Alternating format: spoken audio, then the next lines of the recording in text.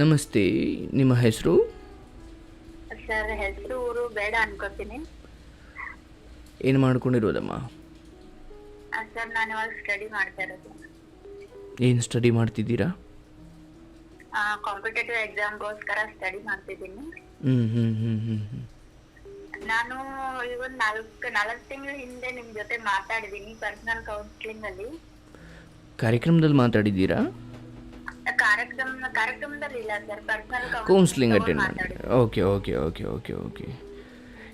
ನಾನು ಇನ್ನೊಂದ್ಸಲ ಕೌನ್ಸಿಲಿಂಗ್ ತಗೊಂಡು ಮಾತಾಡ್ಬೇಕು ನಿಮ್ಮ ಹತ್ರ. ಆದ್ರೂ ಇವಾಗ ಲ್ಯಾಂಡ್ ಸಿಕ್ತಲ್ಲ ಸರ್, ಸ್ವಲ್ಪ ಮಾತಾಡ್ಬೇಕಿತ್ತು. ಹೇಳಮ್ಮ. ಸರ್ ನನ್ನ ಬಗ್ಗೆ ಹೇಳ್ಕೊಳ್ಬೇಕಂತ ತುಂಬಾ ಇದೆ, ಬಟ್ ನಾನು ಪರ್ಸನಲ್ ಕೌನ್ಸಿಲಿಂಗ್ ಅಲ್ಲಿ ಹೇಳ್ತೀನಿ. ಇವಾಗ ನನಗೊಂದು ಮಗು ಇದೆ ಸರ್. ಹ್ಞೂ ಆ ಮಗುನ ನಮ್ಮ ಅಮ್ಮನ ಹತ್ರ ಬಿಟ್ಟು ನಾನು ಇಲ್ಲಿ ಓದಕ್ಕಂತ ಬಂದಿರೋದು ಸರ್. ಓಕೆ. ಓದೋದಕ್ಕೋಸ್ಕರ ಸ್ಟಡಿ ಎಕ್ಸಾಮ್ ಪಾಸ್ ಆಗ್ಬೇಕು, ಏನೋ ಒಂದು ಜಾಬ್ ತಗೋಬೇಕು ಅನ್ನೋ ಒಂದು ಆಸೆ ಸರ್. ಹ್ಞೂ ಅದಕ್ಕೋಸ್ಕರ ನನ್ 3 ವರ್ಷದ ಮಗು ಇದೆ, ಅದನ್ನ ಬಿಟ್ಟು ನಾನು ಇಲ್ಲಿ ಓದಕ್ಕಂತ ಬಂದಿರೋದು ಸರ್. ಕೋಚಿಂಗ್ ಮಾಡ್ತಾ ಇದ್ದೀನಿ. ಓಕೆ. ಆದ್ರೆ ಜನ ಈ ತರ ಎಲ್ಲ ಮಾತಾಡ್ತಾರಲ್ಲ ಸರ್, ಇಲ್ಲ ಮಗುನ್ ಬಿಟ್ಟು ಅಲ್ಲಿ ಹೋಗಿದ್ದಾಳೆ ಅಂದ್ರೆ ನಮ್ಮ ಯಜಮಾನ್ರು ತೀರೋಗಿದ್ದಾರೆ ಸರ್. ಹ್ಞೂ ಅವ್ರು ತೀರ್ಕೊಂಡಿದ್ದಾರೆ. ಅದಕ್ಕೋಸ್ಕರ ಜಾಬ್ ಮಾಡ್ಲೇಬೇಕು, ಏನಾದ್ರೂ ಒಂದು ಜೀವನದಲ್ಲಿ ಸಾಧನೆ ಮಾಡ್ಬೇಕು ಅನ್ನೋದೊಂದು ಆಸೆ ಸರ್. ಹ್ಞೂ ಹ್ಞೂ ಹ್ಞೂ ಹ್ಞೂ ನನ್ ಮಗನ್ಗೆ ಒಂದ್ ಒಳ್ಳೆ ಹೆಸರು ತರ್ಬೇಕು. ಅಂದ್ರೆ ನಾನ್ ಪ್ರೆಗ್ನೆಂಟ್ ಇರುವಾಗ್ಲೇ ನಮ್ಮ ಮನೆಯವ್ರು ತೀರ್ಕೊಂಡಿದ್ರು ಸರ್. ಏನಾಗಿತ್ತು? ಸರ್ ಅವ್ರ ಆರ್ಮಿಲಿ ಇದ್ರು ಸರ್. ಆರ್ಮಿ ಹಾ ಸರ್. ಅಂದರೆ ಅಲ್ಲೇ ತೀರ್ಕೊಂಡಿದ್ದ? ಹಾ ಅಲ್ಲೇ ತೀರ್ಕೊಂಡಿದ್ರು ಸರ್. ಅವ್ರಿಗೆ ಹೆಲ್ತ್ ಇಶ್ಯೂ ಆಗಿತ್ತು ಅಲ್ಲೇ ರನ್ನಿಂಗ್ ಅಲ್ಲಿ. ಹ್ಞೂ ಅಲ್ಲೇ ತೀರ್ಕೊಂಡಿದ್ರು ಸರ್. ಅವರು ಇವಾಗ 4 ವರ್ಷ ಆಯ್ತು, 3.5 ವರ್ಷ ಆಯ್ತು ಸರ್ ಅವ್ರು ತೀರ್ಕೊಂಡು. ಹ್ಞೂ ಹ್ಞೂ ಹ್ಞೂ ಅವ್ರು ತೀರ್ಕೊಂಡ್ ಆದ್ಮೇಲೆ ನನ್ ಮಗು ಹುಟ್ಟಿದ್ದು 6 ತಿಂಗಳಿಗೆ. ಅಂದ್ರೆ 3 ತಿಂಗಳು ಪ್ರೆಗ್ನೆಂಟ್ ಇರುವಾಗ್ಲೇ ಅವ್ರು ತೀರ್ಕೊಂಡಿದ್ದು ಸರ್. ಅಂದರೆ ಮದುವೆ ಆಗಿ ಎಷ್ಟು ವರ್ಷ ಆಗಿತ್ತು ಅವ್ರು ತೀರ್ಕೊಳ್ಳೋ ಅಷ್ಟೊತ್ತಿಗೆ? ಸರ್ 1.5 ವರ್ಷ ಆಗಿತ್ತು ಸರ್. 1.5 ವರ್ಷ. ಹಾ 1.5 ವರ್ಷ ಆಗುತ್ತೆ ಸರ್. 1.5 ವರ್ಷಕ್ಕೇನೆ 1 ವರ್ಷ ಆದ ನಂತರ ಅವರು ಅಲ್ಲೇ ಆದ್ಮೇಲೆ ತೀರ್ಕೊಂಡಿದ್ರು ಸರ್. ಹ್ಞೂ ಹ್ಞೂ ಹ್ಞೂ ಹ್ಞೂ ನಾನು ಅಲ್ಲೇ ಅವ್ರ ಜೊತೆ ಮದ್ವೆ ಆದ ತಕ್ಷಣ ಹೋಗ್ಬಿಟ್ಟಿದ್ವಿ. ನಾವ್ ಅಲ್ಲೇ ಅವ್ರ ಜೊತೆಗೇನೆ ಇದ್ವಿ. ಹ್ಞೂ UP ಇದ್ವಿ ಸರ್ ನಾವು. ಎಲ್ಲಿ ಅಮ್ಮ? Uttar Pradesh sir. OP OP. Okay okay. ಅಲ್ಲೇ ಇದ್ವಿ. ನನ್ ಸ್ಟಡಿ ಎಲ್ಲ ಮುಗ್ದಿತ್ತು ಸರ್. ಡಿಗ್ರಿ ಕಂಪ್ಲೀಟ್ ಆಗಿತ್ತು. ಡಿಗ್ರಿ ಕಂಪ್ಲೀಟ್ ಆದ್ಮೇಲೆ ನಾವ್ ಮದ್ವೆ ಆಗಿದ್ದು. ಬಟ್ ನೀವು ಅವರು ತೀರ್ಕೊಂಡಾಗ ಅವ್ರ ಪಕ್ಕದಲ್ಲಿ ಅಂದರೆ ಅವ್ರ ಜೊತೆನೇ ಇದ್ರಾ? ಹಾ ಸರ್, ನಾನು ಅಲ್ಲೇ ಇದ್ದೆ, ಅವ್ರ ಜೊತೆಲೇ ಇದ್ದೆ ಸರ್. ಹ್ಞೂ ಅಂದರೆ ತೀರ್ಕೊಳ್ಳುವಷ್ಟು ಏನಾಗಿತ್ತು? ಅಂದರೆ ಫಿಟ್ನೆಸ್ ಸಮಸ್ಯೆ ಇತ್ತಾ? ಇಲ್ಲ ಸರ್, ಫಿಟ್ನೆಸ್ ಎಲ್ಲ ಕರೆಕ್ಟ್ ಆಗಿತ್ತು. ಬಟ್ ರನ್ನಿಂಗ್ ಅಲ್ಲಿ ಅವ್ರಿಗೆ BP ಹೆಚ್ಚಾಯ್ತು, ಕಮ್ಮಿ ಆಯ್ತು ಅಂತ ಈ ತರ ಎಲ್ಲ ಹೊಟ್ಟೆ ನೋವು ಬಂದು ಅವ್ರು ಸ್ವಲ್ಪ ಪ್ರಾಬ್ಲಮ್ ಆಯ್ತು ಸರ್. ಹ್ಞೂ ಹ್ಞೂ ಹ್ಞೂ ಅಲ್ಲೇ ಡೆಲ್ಲಿಲೇನೆ RR ಹಾಸ್ಪಿಟಲ್ ಅಲ್ಲಿ ತಿಳ್ಕೊಂಡಿದ್ರು ಸರ್ ಅವ್ರು. ಹೇಳಮ್ಮ, ಈಗೇನಾಯಿತು? ಇವಾಗ ಏನೂ ಇಲ್ಲ ಸರ್. ಬಟ್ ನನ್ ಜೀವನದಲ್ಲಿ ಒಂದೇ ಒಂದು ಘಟನೆ, ತುಂಬಾ ಕೆಟ್ಟ ಘಟನೆ ಸರ್ ನನ್ ಜೀವನದಲ್ಲಿ. ಏನಮ್ಮ ಅದು? ನಾವು 8 ವರ್ಷ ಸರ್ ಲವ್ ಮ್ಯಾರೇಜ್ ಸರ್ ನಮ್ದು. ಹ್ಞೂ 8 ವರ್ಷ ಲವ್ ಮಾಡಿದ್ವಿ. ಆಮೇಲೆ ಎಲ್ಲಾರ್ನು ಫೇಸ್ ಮಾಡಿ, ಎಲ್ಲಾರ್ನು ಒಪ್ಪಿಸಿ, ಏನೇನೋ ಕಷ್ಟ ಬಂದ್ರೂ ಎಲ್ಲಾರ್ನು ನಿಭಾಯಿಸ್ಕೊಂಡು ಮದ್ವೆ ಆಗಿದ್ವಿ ಸರ್. ಹ್ಞೂ ಇಲ್ಲ ಜೀವನದಲ್ಲಿ ಏನಾದ್ರೂ ಇಷ್ಟಪಟ್ಟು ಮಾಡ್ಕೊಂಡಿದೀವಿ ಅಂದ್ಮೇಲೆ ಜೀವನದಲ್ಲಿ ಏನಾದ್ರೂ ಒಂದ್ ಸಾಧಿಸ್ಬೇಕು, ಏನಾದ್ರೂ ಒಂದ್ ಒಳ್ಳೆ ಜೀವನ ಮಾಡ್ಬೇಕು ಅನ್ನೋದೊಂದು ಆಸೆ ಇತ್ತು ಸರ್. ಹ್ಞೂ ಬಟ್ ಅದು ದೇವ್ರ ಇಷ್ಟನೋ ಏನೋ ಗೊತ್ತಾಗ್ಲಿಲ್ಲ ಸರ್. ಅವ್ರನ್ನ ನನ್ನಿಂದ ದೂರ ಮಾಡ್ಬಿಟ್ಟ ದೇವ್ರು. ಹ್ಞೂ ಇವಾಗ ಒಂದ್ ಮಗು ಇದೆ ನಂಗೆ, ಗಂಡ್ ಮಗು 3 ವರ್ಷದ್ದು. ಹ್ಞೂ ಅಂದ್ರೆ ನಮ್ ಗಂಡನ್ ಕಡೆಯಿಂದ ಏನ್ ಸಪೋರ್ಟ್ ಇಲ್ಲ ಸರ್. ಅವರು ನಮ್ಮ ಅತ್ತೆ ಮಾವ ಇವ್ರು ಚಿಕ್ಕವರಿದ್ದಾಗನೇ ತೀರ್ಕೊಂಡಿದ್ರು. ಹ್ಞೂ ಇವಾಗ ಅವ್ರ ಕಡೆಯಿಂದನೂ ಏನು ಇಲ್ಲ. ನನ್ ಗಂಡನ ಅಕ್ಕಂದ್ರು ಇದಾರೆ ಸರ್. ಓಕೆ. ಆದ್ರೆ ಅವ್ರು ನನ್ ಜೊತೆ ಯಾರು ಮಾತಾಡಲ್ಲ. ಹ್ಞೂ ಅಂದ್ರೆ ಯಾರು ನನ್ನ ಇಷ್ಟ ಪಡಲ್ಲ ಸರ್. ಸಬ್ಜೆಕ್ಟ್ ಹೇಳ್ಬೇಕು ಅಂತಂದ್ರೆ ದುಡ್ಡು, ಆಸ್ತಿ, ಹಣ ಇದಕ್ಕೆ ಹೇಳ್ತಾರೆ ಜನ. ಜಗಳ ಆಡೋದನ್ನು ಇದಕ್ಕೇನೆ, ಯಾರು ನನ್ಗೆ ಹೊಲ ಕೊಡು, ಮನೆ ಕೊಡು ಅಥವಾ ದುಡ್ಡು ಕೊಡು, ಈ ತರ. ಹ್ಞೂ ಹ್ಞೂ ಹ್ಞೂ ಈ ತರ ಬರೀ ಟಾರ್ಚರ್ ಅಂತ ಅಂದ್ರೆ ನಂಗ್ ಡೈರೆಕ್ಟ್ ಆಗಿ ಬಂದ್ ಏನು ಕೇಳಲ್ಲ ಸರ್. ಊರ್ ಪಂಚಾಯತಿ ಎಲ್ಲ ಸೇರಿಸ್ತಾರಲ್ಲ, ಹ್ಮ್ ಆ ತರ ಎಲ್ಲ ಮಾಡೋದು, ಊರ್ ಹಿರಿಯರನ್ನ ಕೊಡ್ಸೋದು, ಮನೆಯವ್ರ ಅಶ್ಲೀಲ ಪದಗಳಿಂದ ಬೈಯೋದು, ಇದೇ ಸರ್ ಟಾರ್ಚರ್ ಅಂತ ಅಂದ್ರೆ. ಹ್ಮ್ ಹ್ಮ್ ಹ್ಮ್ ಹ್ಮ್ ಹ್ಮ್ ಈ ತರ ಟಾರ್ಚರ್ ಆಗ್ತಾ ಇದೆ ಅಷ್ಟೇ. ಮತ್ತೆ ನಾ ಇವಾಗ ಏನೋ ಒಂದ್ ನನ್ ಗಂಡನ ಆಸೆ, ಅವ್ರಂತೂ ಇಲ್ಲ, ಬಟ್ ಅವ್ರ ಆಸೆ ಕನಸುಗಳು ನನ್ ಜೊತೆ ಇದೆ ಅಲ್ಲ ಸರ್, ಹ್ಮ್ ಹ್ಮ್ ಹ್ಮ್ ಅದನ್ನ ನಾನ್ ಈಡೇರಿಸ್ಕೋಬೇಕು ಅನ್ನೋದು ಒಂದೇ ಒಂದ್ ಆಸೆ ಸರ್ ನಂಗೆ. ಅವಾಗ್ಲೇ ನಂಗೆ ಹೇಳಿದ್ರು, ಇಲ್ಲ ಇನ್ನು ಅಂದ್ರೆ ಅವಾಗ ನಂಗ್ 23 ವಯಸ್ಸಲ್ಲಿ ಮದ್ವೆ ಆಯ್ತು ಸರ್. ಹ್ಮ್ 24 ಮುಗಿಯೋಷ್ಟ್ರಲ್ಲಿ ನಮ್ಮ ಮನೆಯವ್ರು ತೀರ್ಕೊಂಡ್ರು ಸರ್. ಯಾವಾಗ ನಂಗೆ 24 ವರ್ಷ ಸರ್. ಹ್ಮ್ ಹ್ಮ್ ಹ್ಮ್ ಇಲ್ಲ ಇನ್ನು ವಯಸ್ಸಿದೆ, ಬೇರೆ ಮದ್ವೆ ಮಾಡ್ಕೊ, ಇನ್ನು ಅಂದ್ರೆ 3 ತಿಂಗಳು ಪ್ರೆಗ್ನೆಂಟ್ ಇದ್ನಲ್ಲ ಸರ್. ಹ್ಮ್ ಇಲ್ಲ ಇವಾಗೇನ 3 ಜನ ಮಕ್ಕಳನ್ನ ಬಿಟ್ಟು ಹೋಗ್ತಾರೆ, ನೀನ್ ಇನ್ನೂ ಚಿಕ್ಕವಳು, ಮದ್ವೆ ಆಗೋದು ಎಲ್ರು ಹೇಳಿದ್ರು ಸರ್ ನಂಗೆ. ಹ್ಮ್ ಆದ್ರೆ ನನ್ ಗಂಡನ್ ಮೋಸ ಮಾಡಕ್ ಇಷ್ಟ ಇಲ್ಲ ಸರ್. ಹ್ಮ್ ಹ್ಮ್ ಅವ್ರು ಇಲ್ಲ, ಬಟ್ ಅವ್ರ ನೆನಪಿಗೆ ಒಂದ್ ಕುಡಿ ನನ್ ಹೊಟ್ಟೆಲ್ ಬೆಳಿತಾ ಇದೆಯಲ್ಲ, ಓಕೆ. ಅದಕ್ಕೆ ಯಾಕೆ ಮೋಸ ಮಾಡ್ಬೇಕು, ನನ್ ಗಂಡನ್ ಮೋಸ ಮಾಡ್ಬಾರ್ದು ಅನ್ನೋ ಒಂದು ಉದ್ದೇಶದಿಂದ ನಾನು ಎಲ್ರಿಂದಾನು ವಿರುದ್ಧವಾಗಿ ನನ್ ಮಗುನ್ ಸಾಕೊಂಡೆ ಸರ್, ಉಳಿಸ್ಕೊಂಡೆ ನನ್ ಮಗುನ. ಹ್ಮ್ ಇವಾಗ್ಲೂ ಚೆನ್ನಾಗಿದೆ, ಆದ್ರೆ ನನ್ ಮಗು ಹುಟ್ಟಿದಾಗಿಂದ ಯಾರು ನೋಡಕ್ ಬಂದಿಲ್ಲ ಸರ್. ಅಂದ್ರೆ ಅವ್ರ ಅಕ್ಕ ಅಥವಾ ಅವ್ರ ಮನೆ ಕಡೆ? ಅವ್ರ ಮನೆಯಿಂದ ನನಗ್ ಯಾರು ಬಂದಿಲ್ಲ ಸರ್. ಇಲ್ಲ ಗಂಡ್ ಮಗು ತಮ್ಮ ಇಲ್ಲ, ಓಕೆ, ಇವ್ರೊಬ್ರೇ ಇದ್ರು ಸರ್ ನಮ್ಮ ಮನೆಯವರು. ಹ್ಮ್ ತಮ್ಮ ಇಲ್ಲ ಓಕೆ, ಬಟ್ ತಮ್ಮನ್ ಮಗ ಇದೆಲ್ಲ ಒಂದ್ ವಂಶ ಬೆಳೀತಾ ಇದೆ ಅಂತಂದ್ರೆ ಎಷ್ಟೋ ಖುಷಿ ಪಡ್ಬೇಕು ಸರ್. ಹ್ಮ್ ಹ್ಮ್ ಹ್ಮ್ ಆ ಖುಷಿ ಅನ್ನೋದೇ ಇಲ್ಲ ಸರ್. ಇಲ್ಲ ನನ್ ತಮ್ಮನ್ ದುಡ್ಡು ಬಂತು, ಆಸ್ತಿ ಬಂತು, ಆಸ್ತಿಗೋಸ್ಕರ ಹಿಂಗ್ ಮಾಡಿದ್ದು, ಹಣಗೋಸ್ಕರ ಹಿಂಗ್ ಮಾಡಿದ್ವು ಅಂತ ಅಪವಾದ ಸರ್. ಹ್ಮ್ ಹ್ಮ್ ಹ್ಮ್ ಅವ್ರ ಕಡೆ ಅವ್ರು ಯಾರು ಬಂದಿಲ್ಲ ಒಪ್ಕೋತೀನಿ ಸರ್. ಅವರು ಗಂಡನ್ ಮನೇಲಿ ಇದಾರೆ, ಅವ್ರ ಗಂಡನ್ ಮನೇಲಿ ಬಿಡಲ್ಲ, ಅವ್ರು ಎಲ್ಲಿರ್ತಾರ ಅಲ್ಲಿ ಚೆನ್ನಾಗಿರ್ಲಿ, ನನಗದೇನು ಪ್ರಾಬ್ಲಮ್ ಇಲ್ಲ ಸರ್. ಹ್ಮ್ ಆದ್ರೂ ಕೆಲವೊಂದ್ಸಲ ಇಲ್ಲ ತಮ್ಮ ಇಲ್ಲ ಆದ್ರೂ ತಮ್ಮನ್ ಮಗ ಇದೆ, ಒಂದು ವಂಶ ಬೆಳೀತಾ ಇದೆ ಅಂದ್ರೆ ಸ್ವಲ್ಪ ಬರ್ಬೇಕಿತ್ತಲ್ಲ ಅಂತ ಅವಾಗ ಕೊರಿತಾ ಇರತ್ತೆ. ಆದ್ರೂ ಇರ್ಲಿ ಪರವಾಗಿಲ್ಲ, ನನ್ ಮಗ ಇನ್ನೊಬ್ರಿಗೋಸ್ಕರ ನನ್ ಮಗನ್ ಹೆತ್ತಿಲ್ಲ, ನನಗೋಸ್ಕರ ನನ್ ಗಂಡನ್ಗೋಸ್ಕರ ನನ್ ಮಗನ್ ಹೆತ್ತಿದೀರ ಅಂತ ಅದೊಂದ್ ಖುಷಿ ಸರ್ ನಮ್ಗೆ. ಹ್ಮ್ ಅಪ್ಪ ಅಮ್ಮ ಎಲ್ರು ಇದಾರೆ ನನ್ ಜೊತೆಗೆ. ಅವತ್ತು ನಮ್ ಮನೆಯವ್ರು ತೀರ್ಕೊಂಡ್ ದಿನ ಏನಾದ್ರು ನಮ್ಮ ಅಣ್ಣ ಇರ್ಲಿಲ್ಲ ಅಂದ್ರೆ ಸರ್ ನನ್ ಬಾಡಿನೂ ಅವ್ರ ಜೊತೆನೆ ಬರ್ತಾ ಇತ್ತು ಸರ್. ಹ್ಮ್ ಅಂದ್ರೆ ಲವ್ ಮಾಡಿ ಮದ್ವೆ ಆಗಿ ಅವ್ರ ಜೊತೆ ಇರೋ ಅದೃಷ್ಟನೂ ನನಗಿರ್ಲಿಲ್ಲ ಸರ್. ಹ್ಮ್ ಹ್ಮ್ ಹ್ಮ್ ಸರ್ ನನಗ ಆಸ್ತಿ ಹಣ ಅಂತಸ್ತು ಏನು ಬೇಕಾಗಿಲ್ಲ ಸರ್. ಆದ್ರೆ ಒಂದ್ ಹೆಣ್ಣಿಗೆ ಬೇಕಾಗಿರೋದು ಮುತ್ತೈದೆ ಭಾಗ್ಯ ಸರ್. ಇಷ್ಟು ಚಿಕ್ಕ ವಯಸ್ಸಲ್ಲಿ ನಾ ಅದನ್ನೇ ಕಳ್ಕೊಂಡಲ್ಲ, ಇವಾಗ ಎಲ್ಲೂ ಹೋಗಕ್ ಆಗಲ್ಲ, ಬರಕ್ ಆಗಲ್ಲ, ಅದು ತುಂಬಾ ಕೊರಕ್ ಕಾಡ್ತಾ ಇದೆ ಸರ್ ನನ್ನ. ಅದೆಲ್ಲ ಓಕೆ, ಬಟ್ ನಾನಿವಾಗ ಓದಕ್ ಬಂದಿದ್ದೀನಿ ಸರ್. ಅವ್ರ ಆಸೆ ಕನಸುಗಳನ್ನ ಈಡೇರಿಸ್ಬೇಕು ಅಂತ ಬಂದಿದ್ದೀನಿ. ಇದ್ರಲ್ಲೂ ಕೆಲವೊಂದ್ ಜನ ಅಂದ್ರೆ ಅವರೇ ಮಾತಾಡ್ತಾರೆ ಸರ್, ಇಲ್ಲ ಮಗನ್ ಬಿಟ್ಟು ಅಲ್ಲಿ ಹೋಗಿದ್ದಾಳೆ, ಅಲ್ಲಿ ಏನ್ ಮಾಡ್ತಾಳೋ ಏನೋ, ಏನ್ ಮಾಡ್ತಿದ್ದಾಳೋ ಏನೋ, ಯಾರ ಜೊತೆ ಇದ್ದಾಳೋ ಏನೋ, ಏನ್ ಅಂದ್ರೆ ಸುತ್ತ ಮಾತುಗಳು ಸರ್. ಅಂದ್ರೆ ನಾನ್ ಮನ್ಸಲ್ಲಿ ನಾನ್ ದೃಢವಾಗಿದ್ದೀನಿ ಸರ್. ನನ್ ಗಂಡನ್ ನಾನ್ ಮೋಸ ಮಾಡ್ಬಾರ್ದು, ಅಂದ್ರೆ ಮದ್ವೆ ಆಗುವಂತ ಸರ್ ನನಗ್ ಮದ್ವೆ ಆಗೋಕೆ ಇಷ್ಟ ಇಲ್ಲ. ನನ್ ಗಂಡನ್ ಬಿಟ್ಟು ಇನ್ನೊಬ್ಬನ ಗಂಡ ಅಂತ ಒಪ್ಕೊಳ್ಳೋಕು ಇಷ್ಟ ಇಲ್ಲ. ಆಮೇಲೆ ನಾ ಎಲ್ಲರ ಜೊತೆ ಮಾತಾಡ್ತೀನಿ, ಕೂತ್ಕೋತೀನಿ, ಉಣ್ತೀನಿ, ತಿಂತೀನಿ, ಅಣ್ಣ ತಮ್ಮ ಅಂತ ಎಲ್ಲರನ್ನು ನಾ ಅಣ್ಣ ತಮ್ಮ ಭಾವನೆಯಿಂದ ನೋಡ್ತೀನಿ ಸರ್. ನನಗ ಯಾವತ್ತು ಇನ್ನೂವರೆಗೂ ಇಲ್ಲ ನಾ ಈ ಹುಡ್ಗನ್ ಜೊತೆ ಇರ್ಬೇಕು ಅಥವಾ ಈ ಹುಡ್ಗನ್ನ ನಾನ್ ಹೊಲಿಸ್ಕೋಬೇಕು ಅಥವಾ ಪ್ರೀತಿ ಮಾಡ್ಬೇಕು, ಇದು ಯಾವ್ದು ನನ್ ಮನಸ್ಸಲ್ಲಿ ಇಲ್ವೇ ಇಲ್ಲ ಸರ್. ನಿಜ ಹೇಳ್ತಾ ಇದ್ದೀನಿ. ನಂಗದ್ ಭಾವನೆನೇ ಬಂದಿಲ್ಲ. ನನ್ ಗಂಡ ಇಲ್ಲ ಅಂತ ಅಂದ್ರೂ ನನಗ ಆ ಭಾವನೆ ಬಂದಿಲ್ಲ. ಯಾಕಂದ್ರೆ ನನ್ ಗಂಡ ನಾನು ಅಷ್ಟೊಂದು ಪ್ರೀತಿ ಮಾಡ್ತಾ ಇದ್ದೆ ಸರ್. ಒಂದೇ ನನ್ನಿಂದ ನನ್ ಮಗನ್ಗೆ ಕೆಟ್ಟ ಹೆಸರು ಬರ್ಬಾರ್ದು, ಅದೊಂದೇ ನನ್ನ ಉದ್ದೇಶ ಸರ್.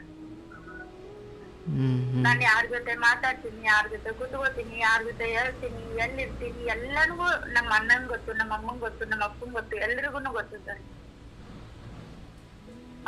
ನಾವು ಹುಡುಗರ ಜೊತೆ ಮಾತಾಡ್ತೀವಿ ಅನ್ನೋ ಒಂದೇ ಒಂದ್ ಕಾರಣ ಸರ್ ಅವ್ರಿಗೆ ಇಲ್ಲ ಯಾರ ಜೊತೆಗಿದಾಳೋ ಏನೋ ಈ ಒಂದ್ ಕೆಟ್ಟ ಭಾವನೆ ನನ್ ಮೇಲೆ ತೋರಿಸ್ತಾ ಇದ್ದಾರೆ. ಆದ್ರೆ ನನ್ನಲ್ಲಿ ಆ ಕೆಟ್ಟ ಭಾವನೆ ಏನೂ ಇಲ್ಲ ಸರ್. ತುಂಬಾ ಜನ ನನ್ಗ ಹೇಳಿದಾರೆ ಇಲ್ಲ ಇನ್ನು ಸುಖೋಯ್ತು ನಾನ್ ನಿನ್ ನೋಡ್ಕೋತೀನಿ ಅಂದ್ರೆ ಪ್ರಪೋಸ್ ಮಾಡಿದಾರೆ ಇಲ್ಲ ಅಂತ ಅಲ್ಲ. ಬಟ್ ನನಗ ಅವ್ರನ್ನ ನನ್ ಮನ್ಸಲ್ಲಿ ಯಾವ್ದೇ ಒಂದು ಸ್ಥಾನ ಕೊಡೋದಕ್ ನಂಗೆ ಇಷ್ಟ ಇಲ್ಲ ಸರ್. ತುಂಬಾ ಜನ ಬಂದಿದೆ, ನಮ್ಮ ಮನೆಯವ್ರ ಫ್ರೆಂಡ್ಸ್ನೇ ತುಂಬಾ ಜನ ಹೇಳಿದಾರೆ, ಹೊರಗಡೆ ಇದ್ದವರು ಹೇಳಿದಾರೆ. ಬಟ್ ನನ್ ಮನ್ಸಲ್ಲೇನು ಇಲ್ಲ, ನನ್ ಗಂಡಗ್ ನಾನ್ ಮೋಸ ಮಾಡಬಾರ್ದು, ನನ್ನಿಂದ ನನ್ ಮಗನ ಕೆಟ್ಟ ಹೆಸರು ಬರೋದು. ಇವತ್ತು ಚಿಕ್ಕ ಮಗ ಸರ್, ಅದು ನಾಳೆ ದೊಡ್ಡದಾಗತ್ತೆ, ಅವನಿಗೂ ಒಂದ್ ಹುದ್ದೆ ಸಿಗತ್ತೆ, ನಾನು ಏನೋ ಒಂದ್ ಮಾಡ್ಬೇಕು ಅನ್ನೋ ಕನಸು ಕಟ್ಕೊಂಡಿದೀನಿ. ಅದಕ್ಕೆ ಯಾವ್ದೇ ನನ್ನಿಂದ ನನ್ ಮಗನ ಅಯ್ಯೋ ಇಂಥವ್ಳ ಮಗ ಅಲ್ಲ ಅಂತ ಅನಿಸ್ಬಾರ್ದು. ಇಂಥವ್ಳ ಮಗನ ಅಂದ್ರೆ ಒಂಥರ ಅವ್ರಿಗೆ ಗೌರವ ಬರ್ಬೇಕು ಸರ್, ಜನಗಳಿಗೆ ಆತರ ಬದುಕ್ಬೇಕು ಅನ್ನೋದೊಂದು ಆಸೆ ಸರ್ ನಂದು. ಇವಾಗ ಒಂದೇ ಒಂದ್ ಸಮಸ್ಯೆ ಅಂದ್ರೆ ಸರ್, ನಾನು ಇವಾಗ ಕೋಚಿಂಗ್ ತಗೋತಾ ಇದ್ದೀನಲ್ಲ ಇಲ್ಲಿ, ಅಲ್ಲಿ ಒಬ್ರು ಪರಿಚಯ ಆಗಿದ್ದಾರೆ ನಂಗೆ. ಅವರು ನನಗೆ ಇಲ್ಲ ನೀ ನನ್ ಪ್ರೀತಿ ಮಾಡ್ತಿದ್ರು ಪರವಾಗಿಲ್ಲ, ನಾನ್ ನಿನ್ ಪ್ರೀತಿ ಮಾಡ್ತೀನಿ, ನಾನ್ ನಿನ್ ಜೊತೆ ಇರ್ತೀನಿ ಅಂತ ಹೇಳಿದ್ರು ಸರ್ ನಂಗೆ. ಆದ್ರೆ ನಾನ್ ಕ್ಲಿಯರ್ ಆಗಿ ಅವ್ರಿಗೆ ಹೇಳ್ಬಿಟ್ಟೆ, ಇಲ್ಲ ನನ್ಗ ನೀವು ಮಾಡ್ತಿರೋ ಬಿಡ್ತಿರೋ ಆದ್ರೆ ನಿಮಗ್ ಬಿಟ್ಟು ವಿಷಯ, ಆದ್ರೆ ನಾನ್ ಮಾತ್ರ ಯಾವತ್ತೂ ಆ ದೃಷ್ಟಿಯಿಂದ ನಿಮ್ಮನ್ನ ನೋಡಲ್ಲ, ನೋಡೋದನ್ನು ಇಲ್ಲ, ಇನ್ನೂವರೆಗೂ ನೋಡೇ ಇಲ್ಲ ಅಂತ ಹೇಳ್ಬಿಟ್ಟೆ ಸರ್. ಅದು ಮುಂಚೆಯಿಂದ ಆತರ ಭಾವನೆಗಳು ಅವ್ರಿಗೆ ಇತ್ತೋ ಇಲ್ಲೋ ಗೊತ್ತಿಲ್ಲ ಸರ್ ನಂಗೆ. ಆದ್ರೆ ನನ್ನ ನಿಜಾಂಶ ಗೊತ್ತಾಯ್ತಲ್ಲ, ಇಲ್ಲ ಇವ್ರ ಗಂಡ ತೀರ್ಕೊಂಡಿದ್ದಾರೆ, ಇವ್ರಿಗೊಂದ್ ಮಗು ಇದೆ, ಇವ್ರಿಗೆ ಯಾರು ಇಲ್ಲ ಅಂತ, ಅವಾಗಿಂದ ನನ್ ಮೇಲೆ ಮತ್ತಷ್ಟು ಅಟ್ರಾಕ್ಷನ್ ಅವ್ರಿಗೆ ಜಾಸ್ತಿ ಆಯ್ತು ಸರ್. ಆದ್ರೆ ಇದೇ ಒಂದ್ ಭಾವನೆಯಿಂದ ನನಗ ಅನಿಸ್ತದೆ, ಇಲ್ಲ ಇವ್ರು ನನ್ನ ವೀಕ್ನೆಸ್ ಅನ್ನ ತಿಳ್ಕೊಂಡು ಇವ್ರು ನನ್ಗ ಅಟ್ರಾಕ್ಷನ್ ಮಾಡ್ಬೋದು ಅಥವಾ ಇಷ್ಟ ಅಂತ ಹೇಳ್ತಾ ಇರ್ಬೋದು ಅಂತ ನನಗ ಅನಿಸ್ತಾ ಇದೆ. ಅವ್ರು ಯಾವ್ದೇ ಒಂದ್ ಭಾವನೆಯಿಂದ ಬಂದ್ರು ನನ್ ಮನಸ್ಸಲ್ಲಿ ಅದ್ ಯಾವ್ದೇ ರೀತಿ ಭಾವನೆ ಇಲ್ಲ ಸರ್. ಈ ತರ ತುಂಬಾ ಜನ ಹೇಳ್ತಾರೆ ಹೋಗ್ತಾರೆ ಆದ್ರೆ ನಾನ್ ಇಷ್ಟಪಡೋದು ಮನಸ್ಸನ್ನ ಸರ್. ಅವ್ರ ನನ್ ಜೊತೆ ಫ್ರೆಂಡ್ ಆಗಿರ್ತಾರ, ಓಕೆ ಇರ್ಲಿ, ನಾನ್ ಯಾವತ್ತು ಎಲ್ರ ಜೊತೆನೂ ಖುಷಿಯಾಗಿ ಇಷ್ಟಪಡ್ತೀನಿ. ನನ್ಗೆ ಯಾವತ್ತು ಅಂದ್ರೆ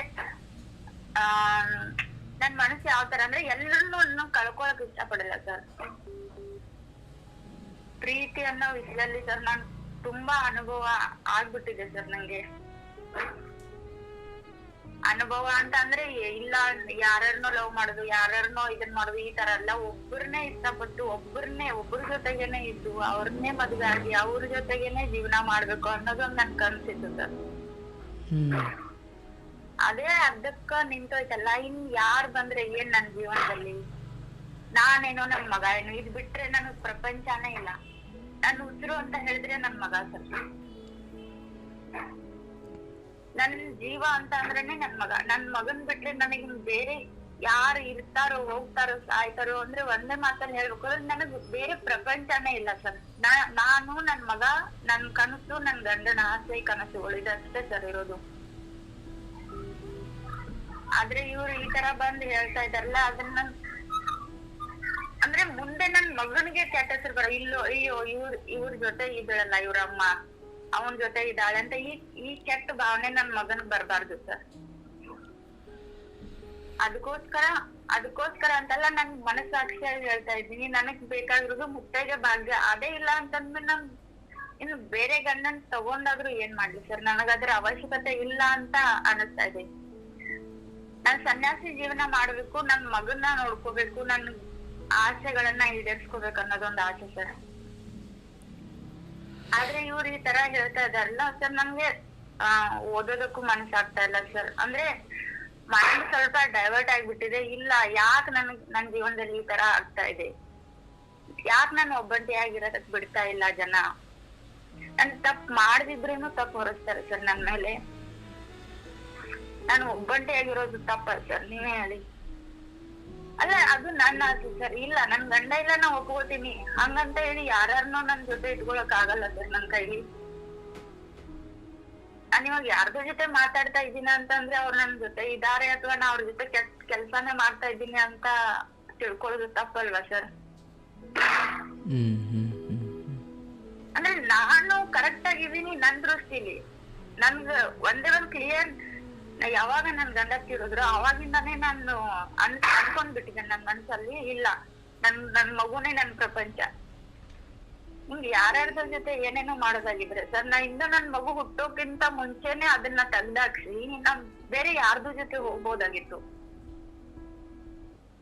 ಆದ್ರೆ ನನಗದು ಯಾವತ್ತೂ ಮನ್ಸಲ್ಲಿ ಬಂದೇ ಇಲ್ಲ ಸರ್, ಇನ್ನುವರೆಗೂ ಬರ್ತಾ ಇಲ್ಲ. ಅದ್ ಏನು ಅಂತ ಗೊತ್ತಿಲ್ಲ. ಇಷ್ಟೆಲ್ಲ ಆದ್ರೂನು ಅಂದ್ರೆ ಇವಾಗ ಸದ್ಯದಲ್ಲೇ ರಕ್ಷಾ ಬಂಧನ ಐತಲ್ಲ ಸರ್, ಅವಾಗ ನಾನು ಎಲ್ರಿಗೂನು ನಮ್ ಕ್ಲಾಸಲ್ಲಿ ಎಲ್ರಿಗೂನು ರಾಖಿ ಕಟ್ಟಿದ್ದೆ ಸರ್. ಅಣ್ಣ ತಮ್ಮರ ಭಾವನೆಯಿಂದ ನಾನು ರಾಖಿ ಕಟ್ಟಿದ್ದೆ ಸರ್. ಅಂತದ್ರಲ್ಲೇ ಒಬ್ರು ನಂಗೆ ಹಿಂದೆ ಹೇಳಿದ್ರು, ಪ್ರಪೋಸ್ ಮಾಡಿದ್ರು. ಅಂದ್ರೆ ಇಲ್ಲ ನಾನು ನಿನ್ನ ಇಷ್ಟ ಪಡ್ತಾ ಇದ್ದೀನಿ ಅಂತ. ಇಲ್ಲ ನಾನು ಇಷ್ಟ ಪಡಲ್ಲ, ನನಗೆ ಈ ತರ ಯಾವ್ದು ಭಾವನೆನೂ ಇಲ್ಲ ಅಂತ ಹೇಳಿ ನಾನ್ ಎಲ್ರಿಗೂನು ರಾಖಿ ಕಟ್ಟೋತರ ಅವ್ರಿಗೂನು ರಾಖಿ ಕಟ್ಟೋಕ್ ಹೋಗಿದ್ದೆ ಸರ್. ಅವತ್ತವ್ರು ಕಟ್ಸ್ಕೊಲಿಲ್ಲ. ಹಾ ಓಕೆ ನಿಮ್ ಇಷ್ಟಪ್ಪ ಅಂತ ಹೇಳಿ ನಾನ್ ಬಿಟ್ಬಿಟ್ಟೆ.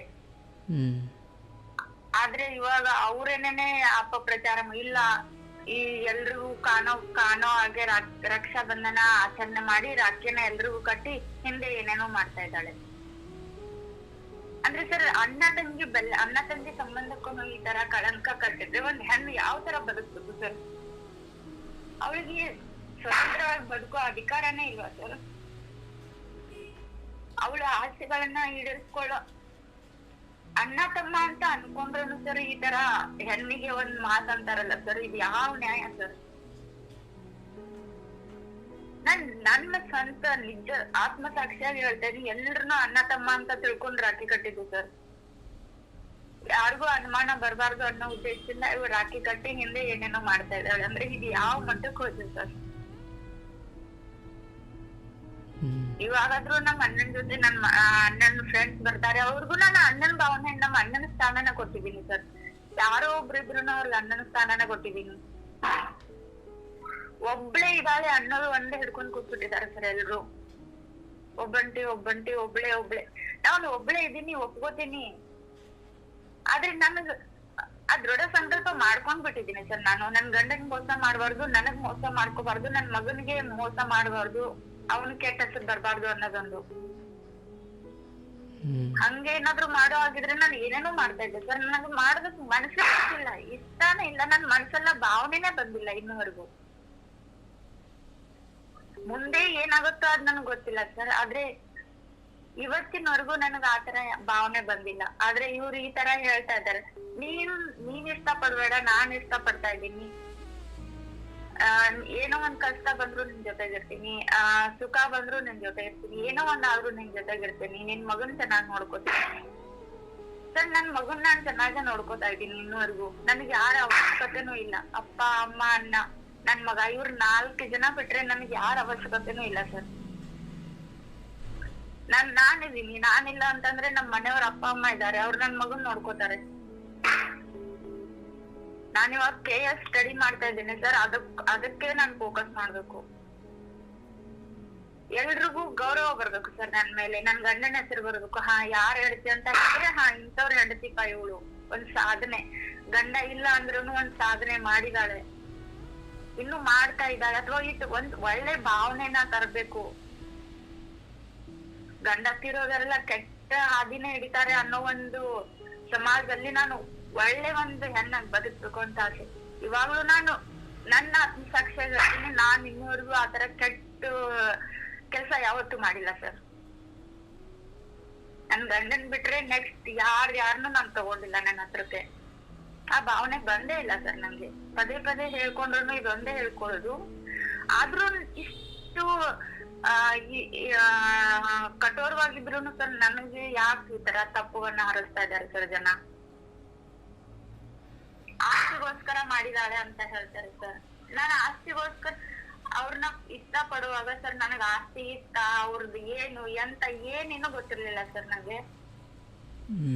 8ನೇ ಕ್ಲಾಸಲ್ಲಿ ಇದ್ದಾಗ ನಾವ್ ಪ್ರೀತಿ ಮಾಡಿದ್ದು. ಅವ್ರ ಬಗ್ಗೆ ನಂಗೆ ಏನು ಗೊತ್ತಿರ್ಲಿಲ್ಲ. ಆದ್ರೂ ನಾವು ನನ್ ಡಿಗ್ರಿ ಕಂಪ್ಲೀಟ್ ಆಗೋವರೆಗೂ ನಾವು ಆರಾಮಾಗೇ ಇದ್ವಿ ಸರ್, ಏನು ಸಮಸ್ಯೆ ಇಲ್ಲ. ಆದ್ರೂ ಕೆಲವೊಂದು ಸಮಸ್ಯೆ ಬಂತು, ಎಲ್ಲದನ್ನು ಎದುರಿಸಿ ಮನೆಯವ್ರನ್ನ ಒಪ್ಪಿಸಿ ಮಾಡ್ಕೊಂಡಿದ್ವಿ. ಈಗ ಅವರೇ ಅಂತಾರೆ ಸರ್, ನೀ ಹಣಗೋಸ್ಕರ ಮಾಡಿದೀಯಾ, ಆಸ್ತಿಗೋಸ್ಕರ ಮಾಡಿದೀಯಾ. ಜನಾನು ಒಂದು ಸಾಕಷ್ಟು ಅಪವಾದಗಳನ್ನ ಇಡಕ ಪ್ರಯತ್ನ ಪಡ್ತಾ ಇದ್ದಾರೆ ಸರ್ ನಂಗೆ. ಇವಾಗ ಒಂದೇ ಒಂದ್ ಸಮಸ್ಯೆ ಅಂದ್ರೆ ಸರ್, ಈ ತರ ಜನ ಎಲ್ಲ ನನ್ ಕೇಳ್ತಾರಲ್ಲ, ಇಲ್ಲ ನಾನ್ ನಿನ್ ಜೊತೆ ಇರ್ತೀನಿ ಹಂಗೆ ಹಿಂಗೆ ಅಂತ. ಅವ್ರಿಂದ ಎಷ್ಟು ಹೇಳಿದ್ರೂ ಸರ್ ದೂರ ಇರ್ತಾ ಇಲ್ಲ ಸರ್. ಏನ್ ಮಾಡ್ಲಿ ಅಂತ ಗೊತ್ತಾಗ್ತಾ ಇಲ್ಲ ಸರ್ ನಂಗೆ. ಅಂದ್ರೆ ಮನಸ್ಸಲ್ಲಿ ನನಗ ಆತರ ಭಾವನೆ ಇಲ್ಲ, ಆದ್ರೆ ಮುಂದೆ ಬಂದ ತಕ್ಷಣ ಅಯ್ಯೋ ಯಾಕಪ್ಪ ಬಂದ್ರು ಇವ್ರು, ನನ್ ಮಗನ್ನ ಅಲ್ಲಿ ಬಿಟ್ಟು ಇಲ್ಲಿ ಬಂದಿರೋದೇ ತಪ್ಪ, ನಾನು ಒಬ್ಬಂಟಿಯಾಗಿ ಇರೋದೇ ತಪ್ಪ, ಅಥವಾ ನನ್ ಗಂಡ ಇಲ್ದೇ ಇರೋದೇ ನನಗ್ ತಪ್ಪ, ಅಥವಾ ಸರ್ ಇವಾಗ ನಾನು ಊರಿಗೆ ವಾರಕ್ಕೆ ಅಥವಾ ಒಂದ್ 15 ದಿನಕ್ಕೊಂದ್ಸಲಿ ಹೋಗ್ತೀನಲ್ಲ, ನನ್ ಮಗನ್ ಬಿಟ್ ಬರೋವಾಗ ನನ್ ಕೈಯಲ್ಲಿ ಹರ್ಕೊಂಡ್ ಬಂದಂಗ ಆಗತ್ತೆ ಸರ್. ಅಯ್ಯೋ ನನ್ ಮಗನ್ ಬಿಟ್ಟು ಬರ್ತಾ ಇದ್ದೀನಲ್ಲ ಅಂತ ಸರ್.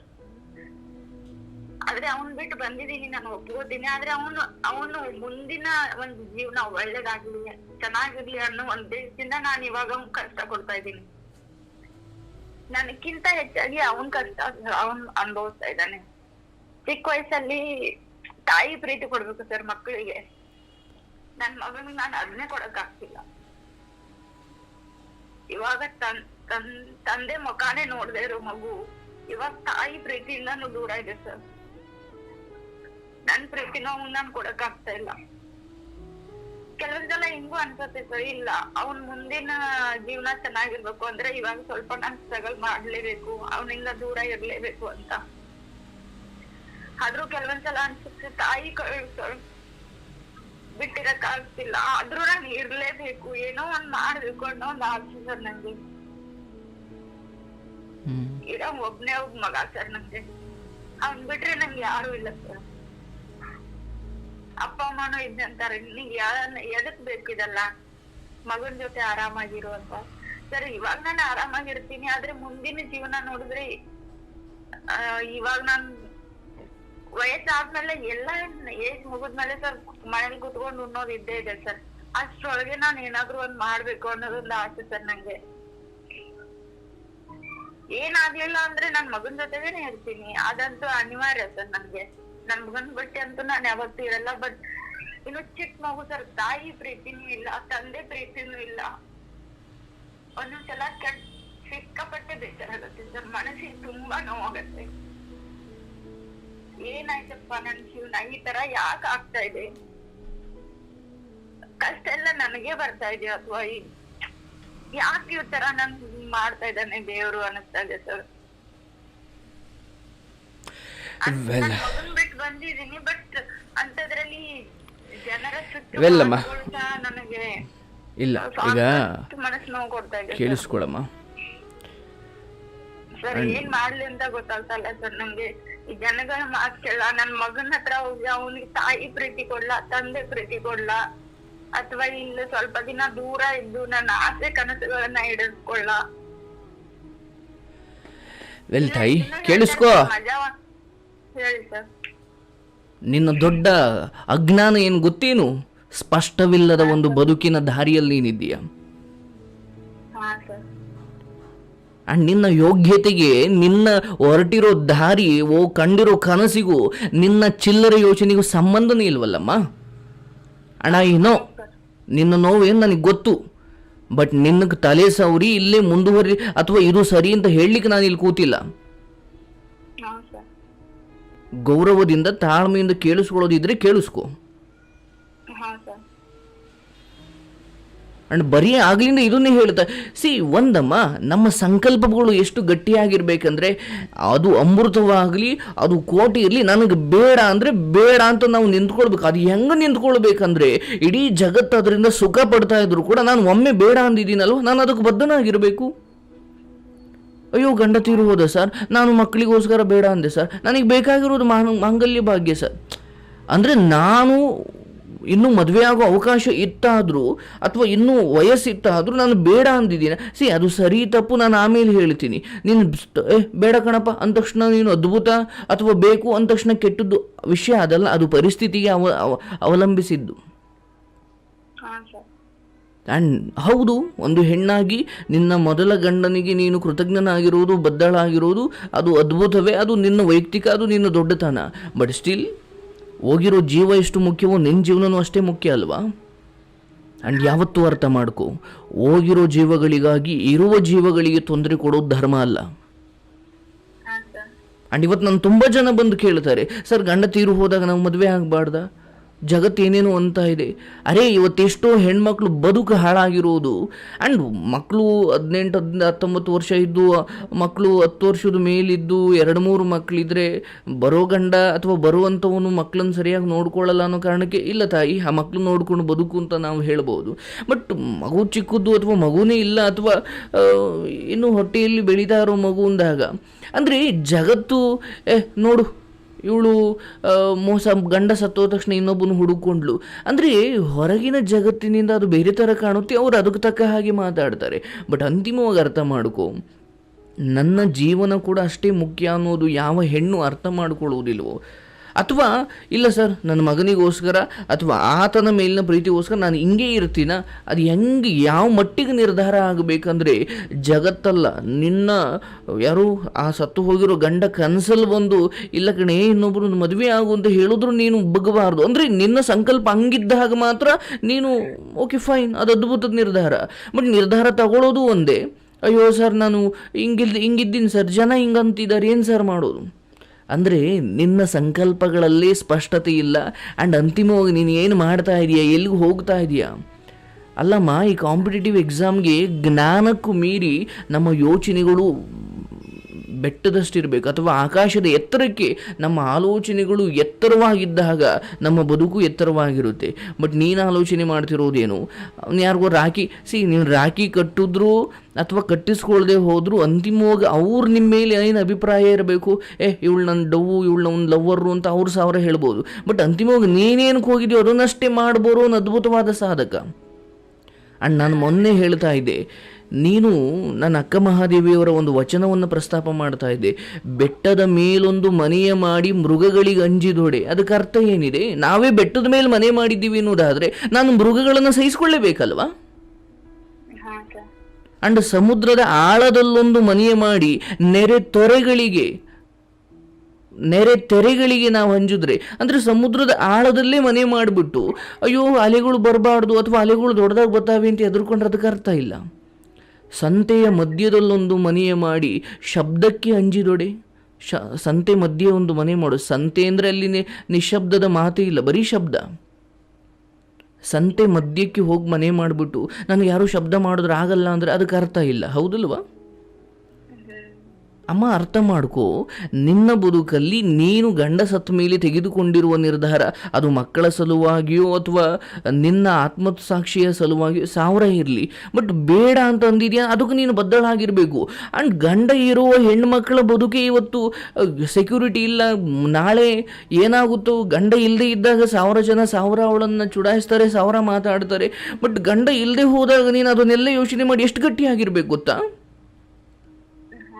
ಬಟ್ ನಿನ್ನೊಳಗಡೆ ಒಂದು ಏನೋ ಅರ್ಥವಿಲ್ಲದವನು, ಅದೊಂದು ಇನ್ಸೆಕ್ಯೂರಿಟಿ, ಅಂದರೆ ಅದೊಂದು ಅಭದ್ರತೆಯ ಭಾವ ಕಾಣ್ತಾ ಇದೆ. ಈ ಕಾರಣಕ್ಕೋಸ್ಕರ ನಿನ್ನನ್ನು ಹೊರಗಿನ ಜನ ಅವಶ್ಯವಾಗಿ ಇನ್ನೂ ತುಳಿತಾರೆ. ಆ್ಯಂಡ್ ನಿನಗೆ ಸ್ಪಷ್ಟತೆ ಇರಲಿ, ಇವರು ಯಾರೆಲ್ಲ ಮಾತಾಡ್ಕೊಳ್ತಾ ಇದ್ದಾರೆ, ಯಾರೆಲ್ಲ ನಿನಗೆ ಹಿಂದ್ಗಡೆ ಅಪಪ್ರಚಾರ ಮಾಡ್ತಾ ಇದ್ದಾರೆ, ಅಂತಿಮವಾಗಿ ಅವ್ರು ಹೇಳ್ದಂಗೆ ನೀನು ನಡ್ಕೊಳ್ತಾ ಇಲ್ಲ, ಆ ಕಾರಣಕ್ಕೆ ನೀನು ವಿರುದ್ಧ ಇದ್ದಾರೆ, ಹೌದಲ್ವಾ? ಬಹುಶಃ ನೀನು ಅವ್ರಿಗೆ ಹೇಳ್ದಂಗೆ ಎಲ್ಲದಕ್ಕೂ ತಲೆ ಆಡಿಸ್ಬಿಟ್ಟಿದ್ರೆ ಅವ್ರಿಗೆ ನೀನು ಭಾಳ ಒಳ್ಳೆ ಸ್ನೇಹಿತೆ ಅಥವಾ ಭಾಳ ಒಳ್ಳೆ ಇನ್ನೇನು. ಆ್ಯಂಡ್ ಅಂತಿಮವಾಗಿ ನೀನೇನು ನಿರ್ಧಾರ ತಗೊಂಡಿದೀಯಾ? ಆ್ಯಂಡ್ ಮದುವೆ ಆದರೂ ಆಗದೆ, ಇಲ್ಲ ಸರ್ ನನ್ನ ಮಗನಿಗೋಸ್ಕರ ಸರ್ ನನ್ನ ಮದುವೆ ಆಗದೆ ಹೋಗಿರೋದು ಮಗನಿಗೋಸ್ಕರ ಅಂತ ಅಲ್ಲ, ನನ್ನ ಪ್ರೀತಿ, ಅದು 8ನೇ ಕ್ಲಾಸಿಂದ ಪ್ರೀತಿಗೋಸ್ಕರ ನಾನು ಈ ನಿರ್ಧಾರ ತಗೊಂಡಿದ್ದಿ. ಮಗನಿಗೋಸ್ಕರ ಅಂದರೆ ನಿನ್ನ ಪ್ರೀತಿ ವೇಸ್ಟ್ ಅಥವಾ ಅದು ಸತ್ಯ ಅಲ್ಲ ಅಂತ ಆಯ್ತಲ್ವಾ? ನೋ, ನೀನು ಅದನ್ನೇ ಹೇಳಬೇಕೇ ಹೊರತು, ಕೇಳಿಸ್ಕೋ, ನನ್ನ 8ನೇ ತರಗತಿ ಸರ್, ಯಾವಾಗಲೂ ಮೊದಲ ಪ್ರೀತಿ ಬಹಳ ಅಮರ ಸರ್, ಅದು ಅದ್ಭುತ ಸರ್. ಅದು ಇದ್ರೂ ಹೋದರೂ ಆ ಮೊದಲ ಭಾವನೆ ಇದೆಯಲ್ಲ ಸರ್, ಅದನ್ನು ಯಾರೊಬ್ಬರು ಯಾವ ಶ್ರೀಮಂತ ಬಂದರು, ಯಾವ ಕೋಟ್ಯಾಧಿಪತಿ ಕಾರಲ್ಲಿ ಬಂದರು ಆ ಮೊದಲ ಪ್ರೀತಿಯ ಆ ರಸಾನುಭವಗಳನ್ನು ನಮ್ಮಿಂದ ದೂರ ಮಾಡಲಿಕ್ಕೆ ಸಾಧ್ಯ ಇಲ್ಲ. ಈ ಕಾರಣಗಳನ್ನು ಕೊಟ್ಟು ನೀನು ಅದೇ ಪ್ರೀತಿಯಲ್ಲಿ ಅದೇ ನೆನಪಲ್ಲಿ ಮಗನ ನೋಡ್ಕೊಂಡು ಮುಂದುವರಿದ್ರೆ ನೀನು ಅದ್ಭುತವಾಗಿ ಬದುಕಬಹುದು. ನೀನು ಬೇರೆ ಬೇರೆ ಕಾರಣಗಳನ್ನ ಕೊಡೋಕೆ ಶುರು ಮಾಡಿದ ಮರುಕ್ಷಣವೇ ನಿನ್ನಲ್ಲಿ ಗೊಂದಲ ಹೆಚ್ಚಾಗುತ್ತೆ. ಅಯ್ಯೋ ಅವರೆಲ್ಲ ಚೆನ್ನಾಗಿದ್ದಾರೆ, ನಾನು ಯಾಕೆ ದಡ್ಡಿ ಥರ ಹೆಂಗೆ ನಿರ್ಧಾರ ಮಾಡಿದೆ ಅಂತ ನಿನಗೆ ಅನ್ಸೋಕೆ ಶುರು ಆಗ್ಬಿಡುತ್ತೆ ಒಂದು ಹಂತ ಆದಮೇಲೆ. ನಿನ್ನ ನಿರ್ಧಾರ ಇಲ್ಲ 1000 ಜನ ಹೇಳಿ ಮದುವೆ ಆಗು ಅಂತ, ಅಥವಾ ನನ್ನನ್ನೇ ಮದುವೆ ಆಗುವಂಥ ಒಬ್ಬ ಕೋಟ್ಯಾಧಿಪತಿ ಬಂದು ಹೇಳಿದ್ರು, ನಾನು ಪಡೆದುಕೊಂಡ ಆ ಪರಿಶುದ್ಧ ಪ್ರೀತಿಯ ಮುಂದೆ ಇದು ಯಾವುದೂ ಅಲ್ಲ ಅಂತ ಅಂದರೆ ಈ ಕಾರಣಕ್ಕೋಸ್ಕರ ನೀನು ಆ ಇನ್ನೊಂದು ಮದುವೆಯನ್ನು ನಿರಾಕರಿಸಬೇಕೇ ಹೊರತು ಅಯ್ಯೋ ಜನ ಅಥವಾ ನಮ್ಮವರೇನೋ ಮಾತಾಡ್ತಾರೆ ಅಥವಾ ನಾನು ಯಾವಾಗಲೂ ಇಲ್ಲಿಗೆ ಬಂದಿರೋ ಎಷ್ಟೋ ಹೆಣ್ಮಕ್ಳುಗಳಿಗೆ ನಾನು ಹೇಳಿದ್ದೀನಿ, ವಿಧವೆ ಅನ್ನುವಂಥದ್ದು ಈ ಸಮಾಜದಲ್ಲಿ ಒಂದು ಅಕ್ಷರಶಃ ಒಂದು ಹೆಣ್ಣಿಗೆ ಶಾಪ. ಅದು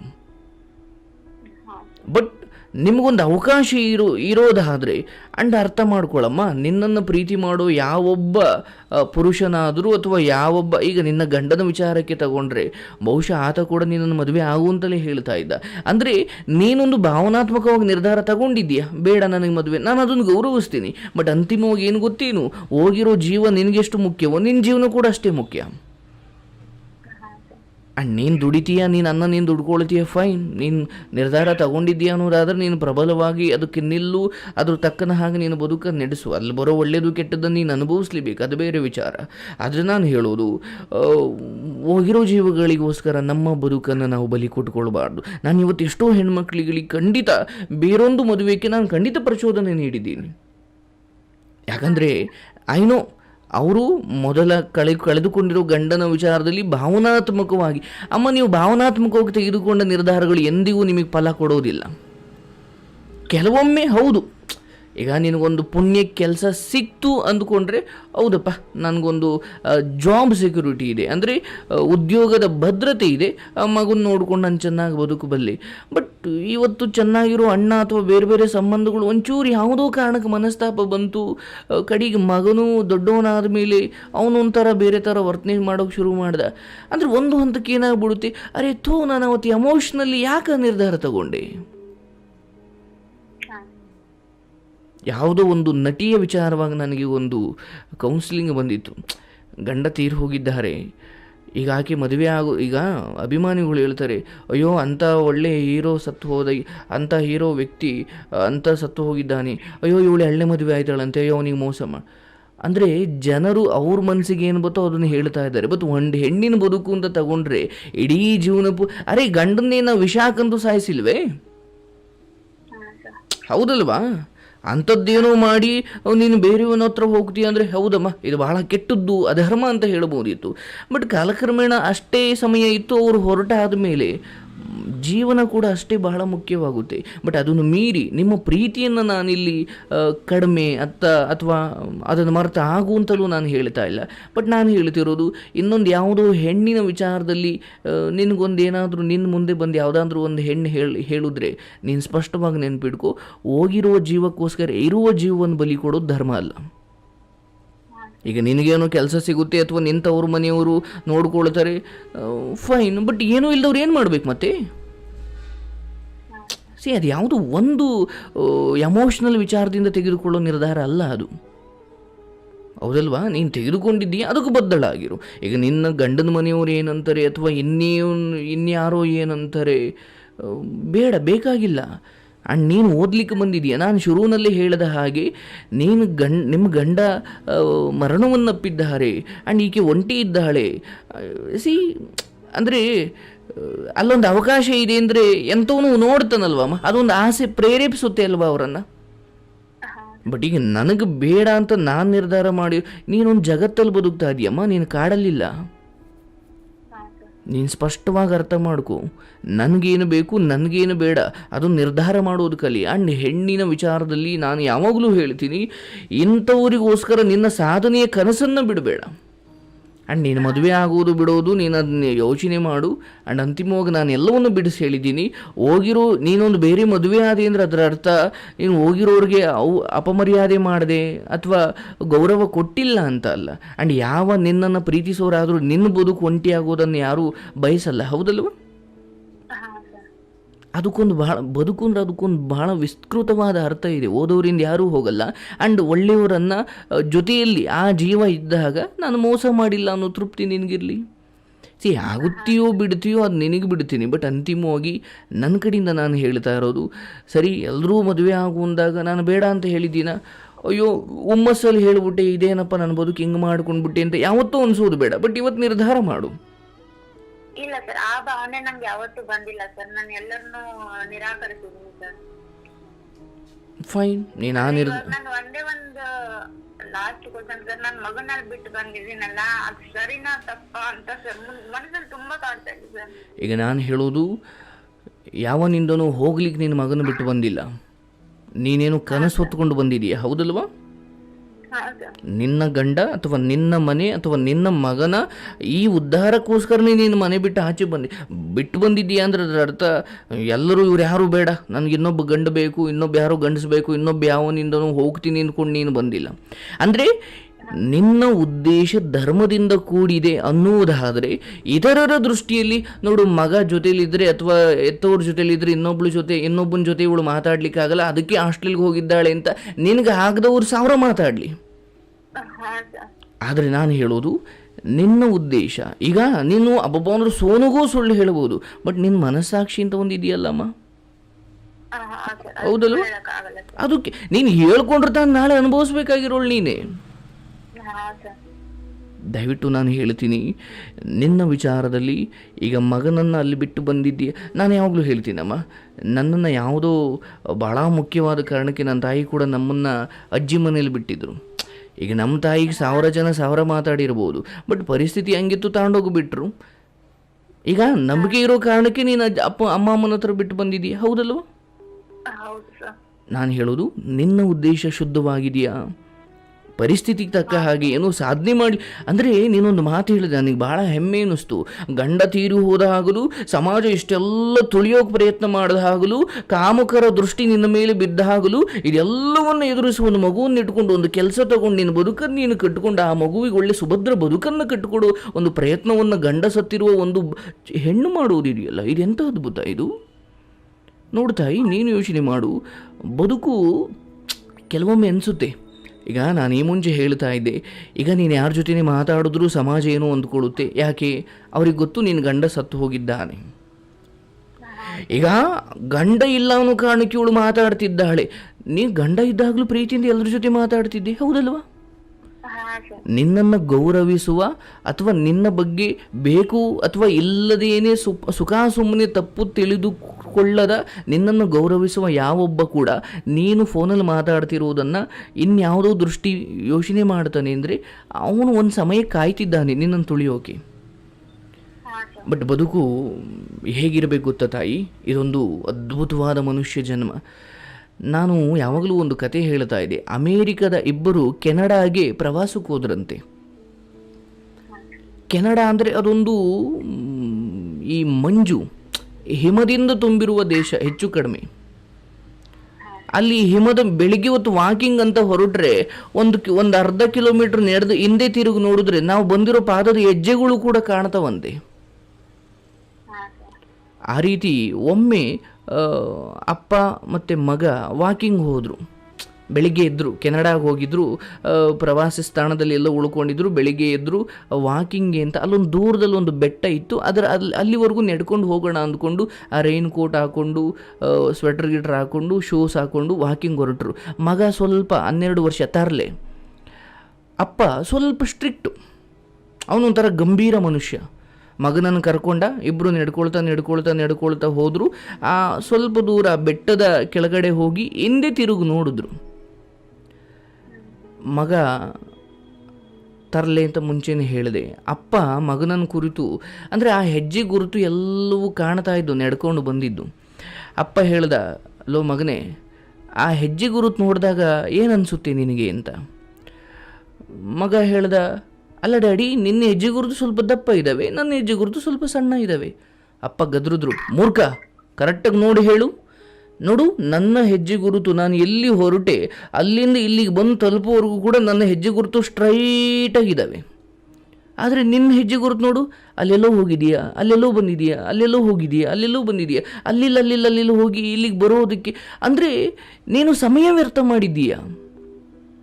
ನನ್ನ ಹೆಜ್ಜೆ ಗುರುತು ನೋಡು, ಎಲ್ಲಿ ಹೊರಟು ಬಾಣದ ಥರ, ಬಿಲ್ಲಿನ ಥರ ಬಂದು ಇಲ್ಲಿಗೆ ಸೇರಿದ್ದಾವೆ. ಈಗ ಬಾಣವನ್ನು ಬಿಟ್ಟಾಗ ಹೇಗೆ ಸ್ಟ್ರೈಟ್ ಹೋಗಿ ಶತ್ರುವಿನ ಎದೆಗೆ ನಾಟುತ್ತೋ ಹಾಗೆ ಅಪ್ಪನ ಹೆಜ್ಜೆಗಳು ಎಲ್ಲೂ ಹೊರಟಿದ್ನೋ ಇಲ್ಲಿಗೆ ಬಂದು ಹಂಗೆ ಸ್ಟ್ರೈಟ್ ಸೇರಿದ್ದು. ಬಟ್ ಈ ತುಂಟ ಮಗ ಅಲ್ಲ, ಎಲ್ಲೆಲ್ಲೋ ಓಡೋಗೋದು, ಇಲ್ಲೊಂದು ನಾಯಿ ಓಡಿಸೋದು, ಇಲ್ಲಿಗೆ ಓಡಬರೋದು. ಅಂದರೆ ಅಪ್ಪ ಬಂದಷ್ಟು ಸ್ಟ್ರೈಟಾಗಿ ಇವನು ಬರಲಿಲ್ಲ. ಅಪ್ಪ ಹೇಳ್ದ, ಮೂರ್ಖ ನೋಡು, ಅಲ್ಲಿಂದ ಇಲ್ಲಿಗೆ ಬರೋಷ್ಟರಲ್ಲಿ ನೀನು ಎಲ್ಲೆಲ್ಲೋ ಹೋಗಿ ಇಲ್ಲಿಗೆ ತುಂಬ ಸಮಯ ತಗೊಂಡಿದ್ದೀಯಾ. ಆ್ಯಂಡ್ ಬದುಕಲ್ಲಿ ಅರ್ಥ ಮಾಡ್ಕೋ, ಸ್ಟ್ರೈಟಾಗಿ ಅಂದುಕೊಂಡ ಗುರಿಯನ್ನು ತಲುಪುವುದು ಬಹಳ ಮುಖ್ಯ ಅಂತ ಹೇಳ್ದ ಅಪ್ಪ. ಇವನಿಗೆ ಅದು ತಲೆಯಲ್ಲಿ ಕೂತ್ಕೊಂಡ್ಬಿಡ್ತು. ಹೌದಲ್ವಾ? ನೋಡಿ, ಅಪ್ಪ ಎಷ್ಟು ಸ್ಟ್ರೈಟಾಗಿ ಬಂದಿದ್ದಾರೆ, ನಾನು ಎಲ್ಲೆಲ್ಲೋ ಹೋಗಿ ಬಂದಿದ್ದೀನಿ. ಅಂದರೆ ನಾನು ಗುರಿ ತಕ್ಕ ಬಂದು ತಲುಪಿದ್ದೀನಿ, ಬಟ್ ಎಲ್ಲೆಲ್ಲೋ ಹೋಗಿ ಸಮಯ ವ್ಯರ್ಥ ಮಾಡಿಬಿಟ್ನಲ್ಲ. ಬಟ್ ಮುಂದೆ ಆತ ಒಂದು ಬುಕ್ ಬರೀತಾನೆ, ಅದರಲ್ಲಿ ಹೇಳ್ತಾನೆ ನೋಡಿ ಎಷ್ಟು ಅದ್ಭುತವಾದ ಜೀವನ ಪಾಠ. ಅವನಿಗೊಂದು ಪ್ರಶ್ನೆ ಶುರುವಾಯಿತು. ಜೀವನದಲ್ಲಿ ಅಂದ್ಕೊಂಡ ಗುರಿಯ ಕಡೆ ಸ್ಟ್ರೈಟ್ ಹೋಗಿ ಆ ಕಡೆ ಈ ಕಡೆ ಏನೂ ನೋಡ್ದ ಹಾಗೆ ಈ ಕುದುರೆಗಳಿಗೆ ಕಣ್ಣು ಕಟ್ಟಿರ್ತಾರಲ್ಲ, ಗೊತ್ತಲ್ವಾ? ಸ್ಟ್ರೈಟು ಆ ಕಡೆ ಈ ಕಡೆ ಏನೂ ನೋಡ್ದೇನೆ ಅಲ್ಲಿಗೆ ಹೋಗಿ ಬಾಣದ ಥರ ಹೋಗಿ ತಲುಪೋದು ಮುಖ್ಯನಾ, ಅಥವಾ ಆ ಜರ್ನಿಯಲ್ಲಿ ಎಂಜಾಯ್ ಮಾಡಿಕೊಂಡು ಅಲ್ಲಿ ನೋಡಿಕೊಂಡು ಹೋಗೋದು ಮುಖ್ಯನಾ? ಅವನು ಹೇಳ್ತಾನೆ ಈ ಎರಡೂ ಕೂಡ ಅಷ್ಟೇ ಮುಖ್ಯ. ಹೌದಲ್ವಾ? ಈಗ ಬದುಕು ನಮ್ಮ ಕಣ್ಣು ಮುಚ್ಕೊಂಡು ಅಲ್ಲಿಗೆ ಹೋದ ಮೇಲೆ ಸಂತೋಷವಾಗಿರ್ತೀನಿ ಅಂದರೆ ಅದು ಬದುಕಲ್ಲ. ಈಗ ಹಿಮಾಲಯ ಹತ್ತುತ್ತೀನಿ ಅಂತ ನಿರ್ಧಾರ ಮಾಡಿದ್ರೆ ಫೈನ್, ಹಿಮಾಲಯ ಹತ್ತು ಪರವಾಗಿಲ್ಲ. ಬಟ್ 5 ನಿಮಿಷಕ್ಕೆ ಅಲ್ಲಲ್ಲಿ ಕೂತು ಆ ರಮಣೀಯ ದೃಶ್ಯವನ್ನು ಎಂಜಾಯ್ ಮಾಡದೆ ಹೋದರೆ ನೀನು ತಲುಪ್ತೀಯೋ ಇಲ್ವೋ, ಎಲ್ಲೋ ಒಂದು ಕಡೆ ಬಿದ್ದು ಸಾಯ್ತೀಯೋ ಗೊತ್ತಿಲ್ಲ, ಬಟ್ ಹೋಗುವ ನಡುವೆ ಎಂಜಾಯ್ ಮಾಡೋದು ಅದ್ಭುತ ಅಲ್ವಾ ಅದು? ಆ್ಯಂಡ್ ಇದೇ ಬದುಕು, ಇದು ಬದುಕಿನ ಬಹಳ ದೊಡ್ಡ ನಿಯಮ ಇದು. ಆ್ಯಂಡ್ ನೀನು ಎಲ್ಲಿಗೆ ಹೋಗಬೇಕು ಅಂದ್ಕೊಂಡಿದ್ದೀಯ ತಾಯಿ, ತಲುಪ್ತೀಯೋ ಬಿಡ್ತೀಯೋ ನಿನ್ನ ಪ್ರಯತ್ನ ನೀನು ಮಾಡು. ಬಟ್ ಅಲ್ಲಿಗೆ ಹೋದ್ಮೇಲೆ ನಾನು ಸಂತೋಷವಾಗಿರ್ತೀನಿ, ನೀನು ಆ ಭ್ರಮೆ ಬಿಟ್ಟು ಹಾಕ್ಬಿಡು. ಇಲ್ಲಿ ಯಾರ ಜೊತೆ ಪ್ರೀತಿನ ಮಾತಾಡು. ಜಗತ್ತು ಏನು ಅಂದ್ಕೊಳ್ಳುತ್ತೆ ಅದು ನಿನಗೆ ಬೇಕಿಲ್ಲ. ಬಿಟ್ಟ ಬಾಣದ ಹಾಗೆ ಸ್ಟ್ರೈಟಾಗಿ ಹೋಗಿ ತಲುಪೋದು ಬಾಣಕ್ಕಷ್ಟೇ ಸಾಧ್ಯ, ಬಟ್ ಬದುಕು ಹಂಗಾಗಬಾರ್ದು. ಈಗ ಬೆಂಗಳೂರಿಂದ ದಾವಣಗೆರೆಗೆ ನಾನು ಹೊರಟಿದ್ದೀನಿ ಬಸ್ಸಲ್ಲಿ ಅಂದಾಗ, ಬಸ್ಸಲ್ಲಿ ಹೋಗಿ ತಲುಪುತ್ತೆ, ನಾನು ಅಲ್ಲಿ ಹೋಗಿ ನನ್ನ ಕೆಲಸ ಮುಗಿಸ್ಕೊಳ್ತೀನಿ ಅನ್ನೋದು ನನ್ನ ಪ್ಲ್ಯಾನು.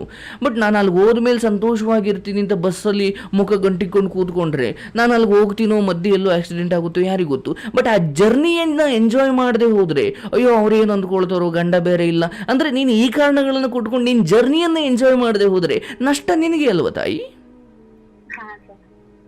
ನಾನು ಹೇಳುವುದು ನಿನ್ನ ಜರ್ನಿಯನ್ನು ಎಂಜಾಯ್ ಮಾಡು. ಐ ಡೋಂಟ್ ನೋ ನೀನು ಕೆಲಸ ತಗೊಳ್ತೀಯೋ, ನೀನು ಅಂದ್ಕೊಂಡಂಗೆ ನಿನ್ನ ಗಂಡನ ಆಸೆ ಈಡೇರಿಸ್ತೀಯೋ, ಬಟ್ ಪ್ರಾಮಾಣಿಕವಾಗಿ ಪ್ರಯತ್ನ ಮಾಡ್ದೇನೋ ತೃಪ್ತಿಯಿಂದ ಸಾಯಮ್ಮ. ಇದು ಬಹಳ ಮುಖ್ಯ. ಬಾಣದ ಹಾಗೆ ಒಂದು ಕಡೆ ಸೇರಬೇಡ. Enjoy the every minutes, every seconds. ನಿನ್ನ ಬದುಕಿನ ಪ್ರತಿ ಕ್ಷಣಗಳನ್ನು ಕೂಡ ಅನುಭವಿಸಬೇಕು, ಆದರೆ ನಮ್ಮ ಮಿತಿಗಳಿರಬೇಕು.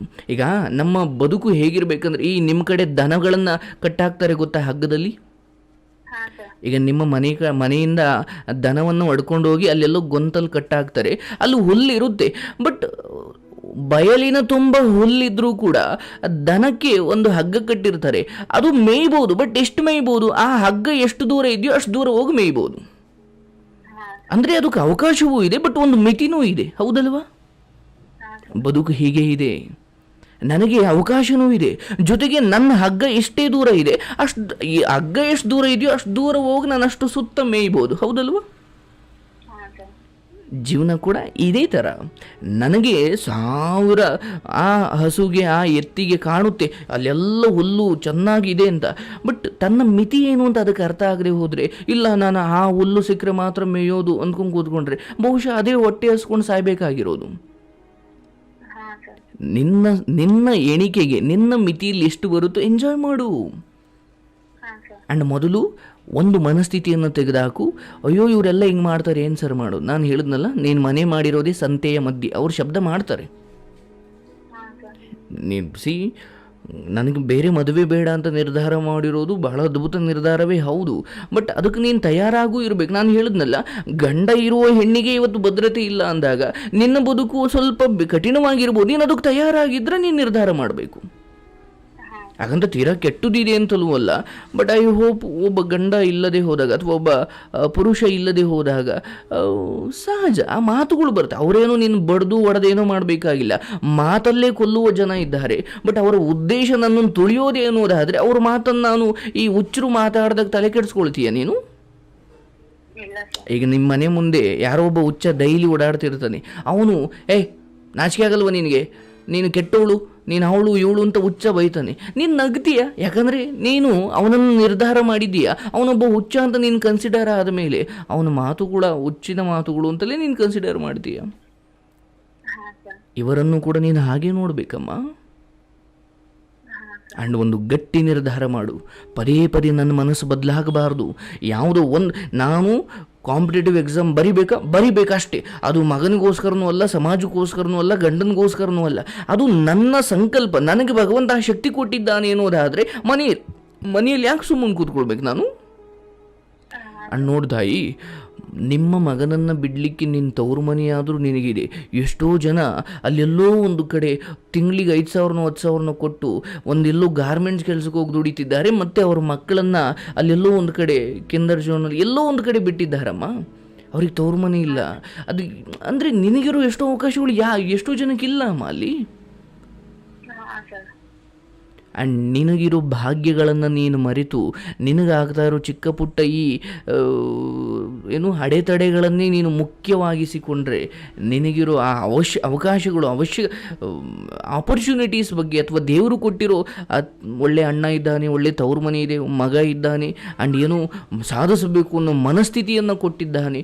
ನಿನ್ನ ದೇಹಶಕ್ತಿ ಇದೆಯಲ್ಲ, ನಿನ್ನ ನಿರ್ಧಾರ ಮಾಡೋ ಆ ಬುದ್ಧಿಶಕ್ತಿ ಇದೆಯಲ್ಲ, ಎಷ್ಟೋ ಹೆಣ್ಮಕ್ಳಿಗಿಲ್ಲ. ಆ್ಯಂಡ್ ನೀನು ಖುಷಿ ಪಡಬೇಕಾಗಿರೋದು ನಿನ್ನ ಜೊತೆ ಇರೋ ಸಂಬಂಧಗಳ ಬಗ್ಗೆ ಅಲ್ಲ. ಅದು ಯಾವಾಗ ಬೇಕಾದರೂ ಬಿಟ್ಟು ಹೋಗ್ಬೋದು. ಅದು ಇಲ್ಲ ನನ್ನ ತಂಗಿ ನಾನು ಎಷ್ಟು ದಿನ ಅಂತ ಇವಳ ಜೊತೆ ಇರೋದು ಅಂತ ಅಣ್ಣ ಆ ರೀತಿ ಬಿಟ್ಟು ಹೋಗ್ಬೋದು, ಅಥವಾ ದೈಹಿಕವಾಗಿ ಬಿಟ್ಟು. ಅಂದರೆ ಜೀವಗಳು ಶಾಶ್ವತ ಅಲ್ಲ ಇಲ್ಲಿ,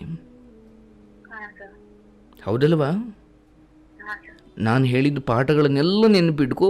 ನಿನಗೆ ಹಗ್ಗ ಕಟ್ಟಿದ್ದಾರೆ, ನೀನು ಅಯ್ಯೋ ನಾನು ಹಗ್ಗ ಕಟ್ಟಿದ್ದಾರೆ ಅಂತ ಅಳ್ತಾ ಕೂರಂಗಿಲ್ಲ. ನನಗೆ ಎಷ್ಟು ಸಾಧ್ಯವಷ್ಟು ಮೇಯಬೇಕು ನಾನು.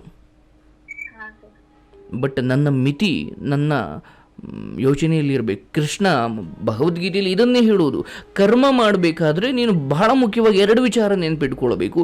ಇದು ನಾನು ಮಾಡ್ತಿದ್ದೀನಿ, ಇದು ಒಳ್ಳೆ ಕೆಲಸನೇ ಹೌದು, ಬಟ್ ಇದರಿಂದ ಫಲ ಏನು ಬರುತ್ತೆ ಅದು ನನ್ನ ಕೈಲಿಲ್ಲ, ಅದು ಭಗವಂತನಿಗೆ ಬಿಡ್ತೀನಿ.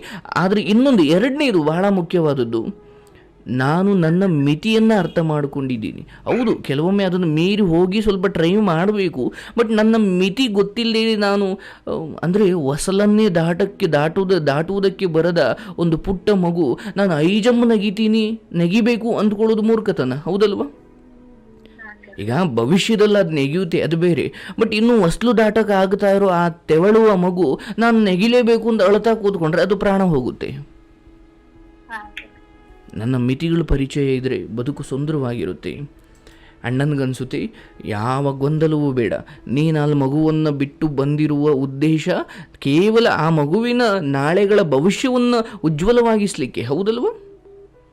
ಅಂದಮೇಲೆ ಅದು ತಪ್ಪಲ್ಲ. ಆ್ಯಂಡ್ ಒಂದಾಯಿತು. 2ನೇದು, ಈ ಸಮಾಜ ನನ್ನನ್ನು ಬಿಡ್ತಾ ಇಲ್ಲ ಅಥವಾ ಅವನು ಯಾರೋ ರಾಖಿ ಕಟ್ಟಿಸ್ಕೊಳ್ಳೋ ಇವೆಲ್ಲ ಬೇಡದ ವಿಚಾರಗಳು. ಅವರೆಲ್ಲ ಅವರು ರೆಸ್ಪಾನ್ಸ್ ಮಾಡಲಿ, ಬಟ್ ಪ್ರತಿಕ್ರಿಯೆ ಕೊಡೋದು ಬಿಡೋದು ನಿನಗೆ ಬಿಟ್ಟಿದ್ದಲ್ವಾ? ಆ್ಯಂಡ್ ಈ ಕಾಂಪಿಟೇಟಿವ್ ಎಕ್ಸಾಮ್ ಅನ್ನೋದು ಒಂದು ತಪಸ್ಸಮ್ಮ. ಅದಕ್ಕೆ ಹೇಗಿರ್ಬೇಕು ಗೊತ್ತೇನು? ಇವರೆಲ್ಲ 1000 ವಿಚಾರಗಳನ್ನು ನಮ್ಮ ಕಣ್ಮುಂದೆ ನಡೆಸಿದ್ರು ನಮ್ಮ ಏಕಾಗ್ರತೆ ಭಾಳ ಪ್ರಬಲವಾಗಿರಬೇಕು. ಎಷ್ಟು ಪ್ರಬಲವಾಗಿರಬೇಕಂದ್ರೆ ನಾನು ಹೋಗಿ ತಲುಪುವವರೆಗೂ ನನ್ನ ಗಮನ ಬೇರೆ ಕಡೆ ಹೋಗಬಾರ್ದು.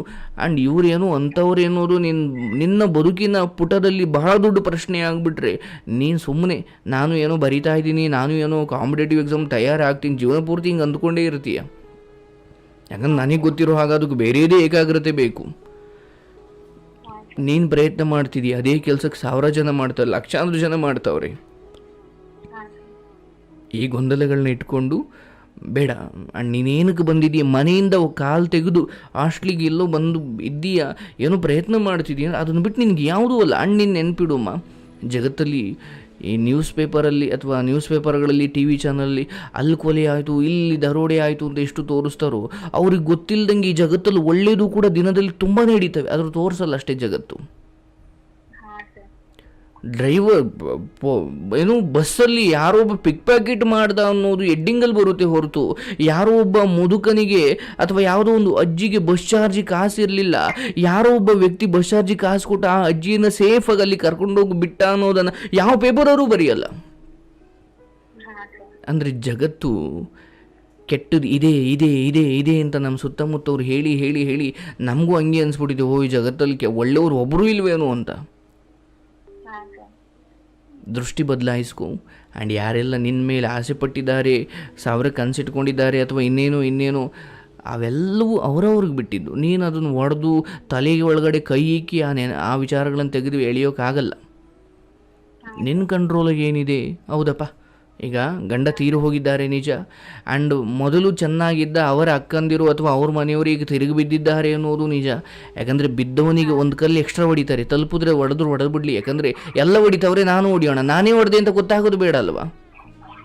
ಈಗ ಎಲ್ಲ ಚೆನ್ನಾಗಿದ್ದಾಗ ಹೊಡೆದ್ರೆ ನಾನೇ ಹೊಡೆದೆ ಅಂತ ಗೊತ್ತಾಗುತ್ತೆ, ಬಟ್ ಎಲ್ಲ ಹೊಡಿಬೇಕಾದ್ರೂ ಹೊಡೆದ್ರೆ ನಾನೇ ಹೊಡೆದೆ ಅಂತ ಅವ್ನಿಗೆ ಹೆಂಗೆ ಗೊತ್ತಾಗುತ್ತೆ. ಹಾಗೆ ಬಿದ್ದವನಿಗೆ ಕಾಯ್ತಾ ಇದ್ದವರೆಲ್ಲ ಒಂದು ಕಲ್ಲಲ್ಲಿ ಹೊಡಿತಾರೆ.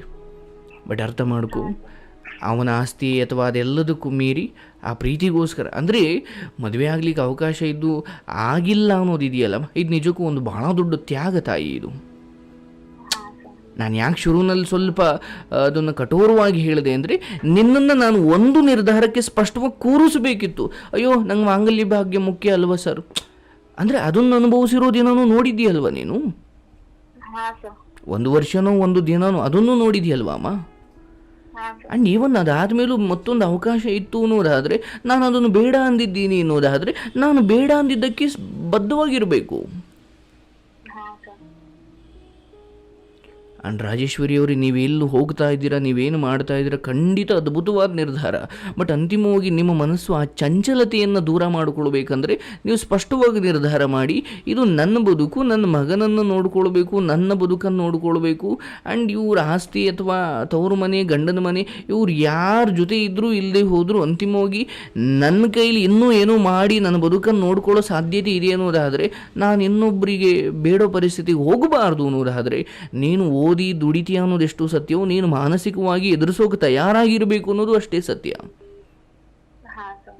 ಇದು ಹೇಗಾಗ್ಬಿಡುತ್ತೆ ಅಂದರೆ, ನೀನು ಓದ್ತೀಯ, ಚೆನ್ನಾಗಿ ಒಂದು ಕೆಲಸನೂ ತಗೊಳ್ತೀಯ, ಬಟ್ ಈ ಸಮಸ್ಯೆಗಳನ್ನು, ಈ ವಿಚಾರಗಳನ್ನು ಹೇಗೆ ವೈಸ್ ಆಗಿ, ಅಂದರೆ ಬಹಳ ಬುದ್ಧಿವಂತಿಕೆಯನ್ನು ಹ್ಯಾಂಡ್ಲ್ ಮಾಡಬೇಕು ಅನ್ನೋದು ಗೊತ್ತಿಲ್ಲ ಅನ್ನೋದಾದರೆ, ಈಗ ಒಬ್ಬ ಯುದ್ಧ ಮಾಡೋದಕ್ಕೆ ಅಥವಾ ಯುದ್ಧ ಭೂಮಿಯಲ್ಲಿ ನಿಲ್ಲೋದಕ್ಕೆ ಧೈರ್ಯವಿಲ್ಲದ ಕೈಯಲ್ಲಿ ನಾವೊಂದು ಬ್ರಹ್ಮಾಸ್ತ್ರವನ್ನು ಕೊಟ್ಟಂಗೆ. ಬ್ರಹ್ಮಾಸ್ತ್ರ ಏನೋ ಅದ್ಭುತವಾದಿದೆ, ಬಟ್ ಅದನ್ನು ಬಳಸೋಕೆ ಗೊತ್ತಿಲ್ಲ, ಅವನೊಬ್ಬ ಕ್ಷತ್ರಿಯನೇ ಅಲ್ಲ, ಅವನಿಗೂ ಯುದ್ಧ ಮಾಡೋ ಶಕ್ತಿನೇ ಇಲ್ಲ ಅಂದಾಗ ಅವನ ಹತ್ರ ಎಷ್ಟು ಅಸ್ತ್ರ ಇದ್ರೆ ಏನಾಗಬೇಕು. ನಿನ್ನ ಹತ್ರ ವಿದ್ಯೆ, ಹಣ ಎಲ್ಲವೂ ಇದ್ದು ಈ ಸಮಾಜದ ಈ ವಿಕೃತ ವಿಚಾರಗಳನ್ನು ಅಥವಾ ಈ ಮನಸ್ಥಿತಿಗಳನ್ನು ಎದುರಿಸೋಕೆ ಬರಲಿಲ್ಲ ಅಂದರೆ ನಿನ್ನ ವಿದ್ಯೆಗಳೆಲ್ಲ ನಗಣ್ಯ. ಮೊದಲು ಮಾನಸಿಕವಾಗಿ ವಿಚಾರಗಳನ್ನು ಎದುರಿಸೋದಕ್ಕೆ ನಿನ್ನೊಳಗಡೆ ಒಂದು ಬದ್ಧತೆಯನ್ನು ಇಟ್ಕೊ. ಅಣ್ಣನಿಗನ್ಸೋದು ನೀನು ಯಾವ ತಪ್ಪು ಮಾಡಿಲ್ಲ, ನೀನು ತೆಗೆದುಕೊಂಡಿರೋ ನಿರ್ಧಾರ ಎಲ್ಲವೂ ಖಂಡಿತ ಸರಿ ಇದೆ, ಬಟ್ ನಾನು ಮದುವೆ ವಿಚಾರದಲ್ಲಿ ಸ್ವಲ್ಪ ಬೇರೆ ಸಂಗತಿಗಳನ್ನು ಹೇಳಿದೆ. ಹೋಗಿರೋ ಜೀವಕ್ಕಿಂತ ಇರೋ ಜೀವವೂ ಅಷ್ಟೇ ಮುಖ್ಯ ಅಂತ ಯಾಕೆ ನಾನು ಹೇಳಿದೆ ಅಂದರೆ, ಭಾವನಾತ್ಮಕವಾಗಿ ನಿರ್ಧಾರ ತಗೊಳ್ಬೇಡ, ಪ್ರಾಕ್ಟಿಕಲಾಗಿ ತಗೋ. ಪ್ರಾಕ್ಟಿಕಲ್ಲಾಗಾದರೂ ಇಲ್ಲ ಸರ್ ನನಗೆ ಅವರೇ ಮುಖ್ಯ ಅಥವಾ ನಾನು ಆ ನೆನಪಲ್ಲಿ ಬದುಕ್ತೀನಿ, ಫೈನ್, ದಟ್ಸ್ ಗ್ರೇಟ್. ಬಟ್ ಭಾವನಾತ್ಮಕವಾಗಿ ತಗೊಂಡು ಮುಂದೊಂದು ದಿವಸ ಎಡಬೋದು ಬೇಡ, ಹೌದಲ್ವಾ? ನೋಡು, ಇನ್ನೂ ಯೋಚನೆ ಮಾಡು. ಬಟ್ ಸ್ಟಿಲ್ ನಾನು ಹೇಳೋದು, ಮುಂದಿನ 1 ಅಥವಾ 2 ವರ್ಷದೊಳಗಡೆ ನಾನು ಜಾಬ್ ತಗೊಂಡಿದ್ದೆ ಅಂದರೆ ಒಂದು ಲಿಮಿಟ್ ಇಟ್ಕೊ, ಒಂದು ನಿರ್ದಿಷ್ಟವಾದ ಸಮಯ ಅಂತ ಇಟ್ಕೊ, ಅಷ್ಟರೊಳಗಡೆ ಆಗಬೇಕು. ಆಗದೆ ಹೋದರೆ ನಾನು ಬೇರೆ ಯಾವುದೋ ಕೆಲಸ ಮಾಡ್ಕೊಂಡು ನಾನು ಬದುಕ್ತೀನಿ. ಯಾಕಂದರೆ ಜೀವನ ಓದಿ ದುಡಿಬೇಕಾದ ಸಮಯದಲ್ಲೆಲ್ಲ ಅಥವಾ ಕೆಲಸ ಮಾಡಿ ದುಡಿಬೇಕಾದ ಸಮಯದಲ್ಲಿ ನಾನು ಓದ್ಕೊಂಡೇ ಕೂತ್ಕೊಂಡ್ರೆ ಒಂದು 30 ಆದಮೇಲೆ ಅಥವಾ ಒಂದು ಹಂತ ಆದಮೇಲೆ ನೀನು ಓದಲಿಕ್ಕೂ ಆಗಲ್ಲ, ಕೆಲಸ ಮಾಡಲಿಕ್ಕೂ ಆಗಲ್ಲ. ನಾನು ಅದಕ್ಕೆ ಶುರುವಿನಲ್ಲೇ ಹೇಳಿದೆ, ನೀನು ಹೋಗಿ ಗುರಿ ತಲುಪೋದ್ರ ಜೊತೆಗೆ ಆ ಮಧ್ಯೆ ಆ ಜರ್ನಿ, ಆ ಪ್ರಯಾಣ ಇದೆಯಲ್ಲ, ಆ ಯಾತ್ರೆಯನ್ನು ಕೂಡ ಎಂಜಾಯ್ ಮಾಡೋದಷ್ಟೇ ಮುಖ್ಯವಾಗುತ್ತೆ. ಹಾ ಸರ್, ಆ ದೃಢ ನಿರ್ಧಾರ ಮಾಡಿನ ಇನ್ನೊಂದು ವರ್ಷದಲ್ಲಿ ನಾನು ಜಾಬ್ ತಗೊಳ್ಬೇಕು ನೀನು. ಒಂದು ನಿರ್ಧಾರ ತಗೊಂಡೆ ಇಲ್ಲಿ ಬಂದಿರೋದು ಸರ್. ಆ್ಯಂಡ್ ನೀನು ತಗೊಳ್ಬೇಕು ತಾಯಿ. ಆ್ಯಂಡ್ ತಗೊಂಡಾದ್ಮೇಲೆ ನೀನು ನನಗೆ ಒಂಚೂರು ಫೋನ್ ಮಾಡಿ ಹೇಳಿಬಿಟ್ರೆ ಸಾಕು, ನನ್ನ ಬದುಕಲ್ಲಿ ನಾನು ನೋಡಿದ ಅತ್ಯಂತ ಧೀರ ಮಹಿಳೆ, ಒನ್ ಆಫ್ ದಿ. ಯಾಕಂದರೆ ನನಗೆ ಗೊತ್ತಿರೋ ಹಾಗೆ ಇಂಥ ನಿರ್ಧಾರಗಳನ್ನ ತಗೊಂಡು ಮುಂದೆ ಪಶ್ಚಾತ್ತಾಪ ಪಟ್ಟಿರೋದನ್ನು ನಾನು ನೋಡಿದ್ದೀನಿ. ಅಂದರೆ ಎಮೋಷ್ನಲ್ಲಾಗೆ ಇಲ್ಲ ಸರ್ ಇನ್ನೊಂದು ಮದುವೆ ಬೇಡ ಅಂತ, ಯಾಕಂದರೆ ಇಲ್ಲಿ ನಾನು ಕೌನ್ಸಿಲಿಂಗಲ್ಲಿ ನೋಡಿದ್ದೀನಿ ತಾಯಿ. ಬಟ್ ಆಮೇಲೆ ಸರ್ ನಾನು ಅವತ್ತು ಯಾವುದೇ ನಿರ್ಧಾರ ತಗೊಂಡಿಲ್ಲ ಸರ್, ನಿಜ ಹೇಳ್ಕೊಂಡ್ರೆ ನಾನು ದೃಢ ನಿರ್ಧಾರ ಮಾಡಿನೇ ತಗೊಂಡೆ. ಫೈನ್, ನಿನ್ನ ನಿರ್ಧಾರ. ನಾನು ಹೇಳಿದ್ನಲ್ಲ, ಒಂದು ಮಗುವನ್ನು ಇಟ್ಕೊಂಡು ಗಂಡನ ಮನೆಯವರ ವಿರೋಧ ಕಟ್ಟಿಕೊಂಡು ಸಮಾಜದಲ್ಲಿರೋ ವಿಕೃತ ಮನಸ್ಸುಗಳನ್ನು ಎದುರಿಸಿ ಮಗನಿಗೋಸ್ಕರ, ಗಂಡನಿಗೋಸ್ಕರ, ಸ್ವಯಂ ತನಗೋಸ್ಕರ, ಗಂಡ ತೀರು ಹೋದ ಮೇಲೂ ಆ ದುಃಖದಲ್ಲೂ ಒಂದು ಜಾಬ್ ತಗೊಂಡು ತನ್ನ ಬದುಕನ್ನು ತಾನು ನೋಡಿಕೊಂಡ್ಲು ಅನ್ನೋದಾದ್ರೆ ಅದೆಂಥ ಅದ್ಭುತ ಅದು. ನೀನು ಹಾಗೆ ಮಾಡು ತಾಯಿ, ನಿನಗೆ ಆ ಶಕ್ತಿ ಇದೆ. ಬಟ್ ಇದು ಕೇವಲ ಈ ರಾತ್ರಿಗಷ್ಟೇ ಅಲ್ಲ, ನೀನು ಯಾವಾಗಲೂ ನೆನಪಿಟ್ಕೋ, ಹೌದು ನನಗೀಗ ಬಯಲಿಗೂ ಬಿಟ್ಟಿದ್ದಾರೆ, ಜೊತೆಗೆ ಗೊಂದು ಕಟ್ಟಿ ಹಗ್ಗನೂ ಕಟ್ಟಿದ್ದಾರೆ.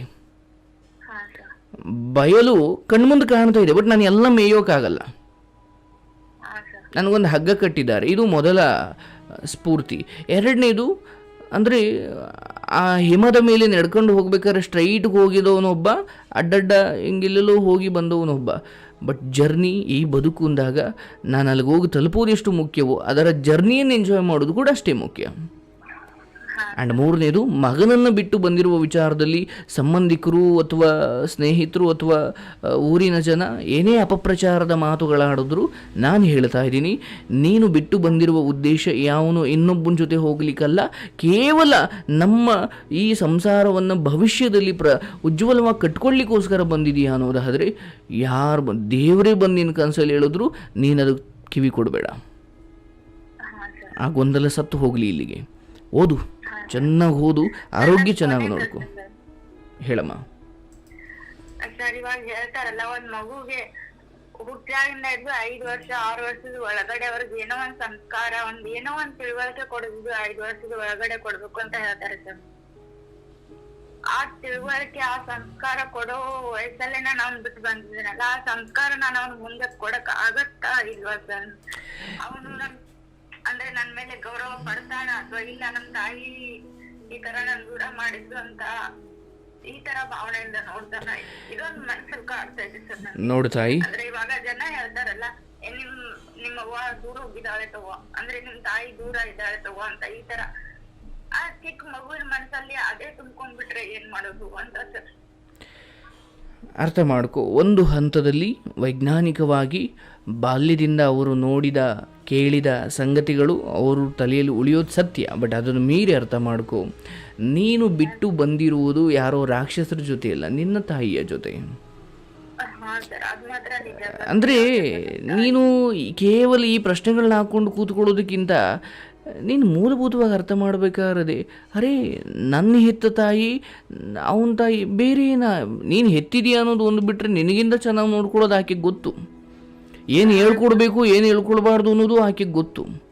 ಆ್ಯಂಡ್ ಅದಕ್ಕೂ ಮೀರಿ ಭಗವಂತನಿಗೂ ಸ್ವಲ್ಪ ಕರುಣೆ ಇದೆ ತಾಯಿ. ನಿನ್ನನ್ನು ಈ ಪರಿಸ್ಥಿತಿಯಲ್ಲಿ ಆಚೆ ಕಳಿಸಿರೋದು ಅವನೇ, ಮಗನನ್ನು ಅಲ್ಲಿ ಬಿಡಿಸಿರೋದು ಅವನೇ. ಆ್ಯಂಡ್ ಅಂತಿಮವಾಗಿ ಅವನಿಗೆ ಏನು ಸಂಸ್ಕಾರ ಸಿಗಬೇಕು ಸಿಗುತ್ತಮ್ಮ. ಬಟ್ ನಿಮಗೆ ನೆನಪಿರಲಿ, ನಾನು ಇವತ್ತು ಯಾವ ಸೋನು ನೀನು ಮಾತಾಡ್ತಿದ್ದೀಯ, ಗೌರವಿಸ್ತೀಯ, ಈ ಸೋನು 9 ತಿಂಗಳಿಂದ 18 ವರ್ಷದವರೆಗೂ ನಾನು ಆ್ಯಕ್ಚುಲಿ ನಮ್ಮ ತಾಯಿ ಹತ್ರ ನಾನು ಬಂದಿದ್ದೆ 17-16 ವರ್ಷ ಆದಮೇಲೆ. ಅಲ್ಲಿವರೆಗೂ ನಾನು ಅಜ್ಜಿ ಮನೇಲೇ ಇದ್ದೆ. ಆ್ಯಂಡ್ ಈ ನಮ್ಮ ತಾಯಿಯಂದಿರು ನೋಡ್ಲಿಕ್ಕೆ ಬಂದಾಗ ಇವರು ನಾನು ಬೆಂಗಳೂರವರು ಬಂದಿದ್ದಾರೆ ಎಂದಿನಿ, ತಾಯಿಯಿಂದ ನಂಗೆ ಗೊತ್ತೇ ಇರಲಿಲ್ವಲ್ಲ. ನಾನು ಅಜ್ಜಿ ತಾತರನ್ನೇ ಅವ್ವ ಅಣ್ಣ ಇವತ್ತಿಗೂ ಅಂತೀವಿ. ನನಗೆ ಆಮೇಲೆ ಗೊತ್ತಾಯಿತು, ಇವ್ರ ಅಜ್ಜಿ ಅವ್ವ ಬೇರೆ ಇದ್ದಾರೆ ಅಂತ. ಬಟ್ ಹಾಗಂತ ಒಂದು ಹಂತ ಆದಮೇಲೆ ಹೆತ್ತೋರು ಅಜ್ಜಿ ಆ ವ್ಯತ್ಯಾಸ ಗೊತ್ತಾದಾಗ ಕೊಡಬೇಕಾಗಿರೋ ನ್ಯಾಯವೂ ಕೂಡ ಗೊತ್ತಾಗುತ್ತಲ್ವ ಒಂದು ಮಗುವಿಗೆ, ಹೌದಲ್ವಾ? ಅದು ಸಂಸ್ಕಾರಕ್ಕೆ ಸಂಬಂಧಿಸಿದ್ದು. ನಾನು ಹೇಳೋ ತಾಯಿ, ಈಗ ನೀನು ವಾರಕ್ಕೊಮ್ಮೆ ಹೋಗಿ ಬಂದರೂ ಸಾಕು. ಅರ್ಥ ಮಾಡ್ಕೊ. ನಿನ್ನ ತಾಯಿಗೆ ನಿನ್ನನ್ನು ಹೇಗೆ ಅಥವಾ ಆ ಮಗುವನ್ನು ಹೇಗೆ ನೋಡಿಕೊಳ್ಬೇಕು ಆ್ಯಂಡ್ ಪರಿಸ್ಥಿತಿ ಆಗಿದೆ, ಹೊರಗಡೆಯವರು ಏನು ಅಂತಾರೆ ಅಂದುಕೊಂಡು ನೀನು ತಲೆ ಕೆಡಿಸ್ಕೊಳ್ಬೇಡ. ಆ್ಯಂಡ್ ಆ ಮಗು ಅಯ್ಯೋ ನಿನ್ನ ಜೊತೆ ಇಲ್ಲ ಅಂದ್ಕೊಂಡು ನಿನ್ನೊಂದು ದ್ವೇಷ ಮಾಡೋಕ್ಕೆ ಶುರು ಇಲ್ಲ. ಆ ಮಗು ಬೇರೆ ಅಲ್ಲ, ದೇವರು ಬೇರೆ ಅಲ್ಲ. ಅದಕ್ಕೆ ಒಳ್ಳೆಯದು ಕೆಟ್ಟದ್ದು ಇವಳನ್ನು ಬಿಟ್ಟು ಹೋದ್ಲು ಅದೇನಿಲ್ಲ.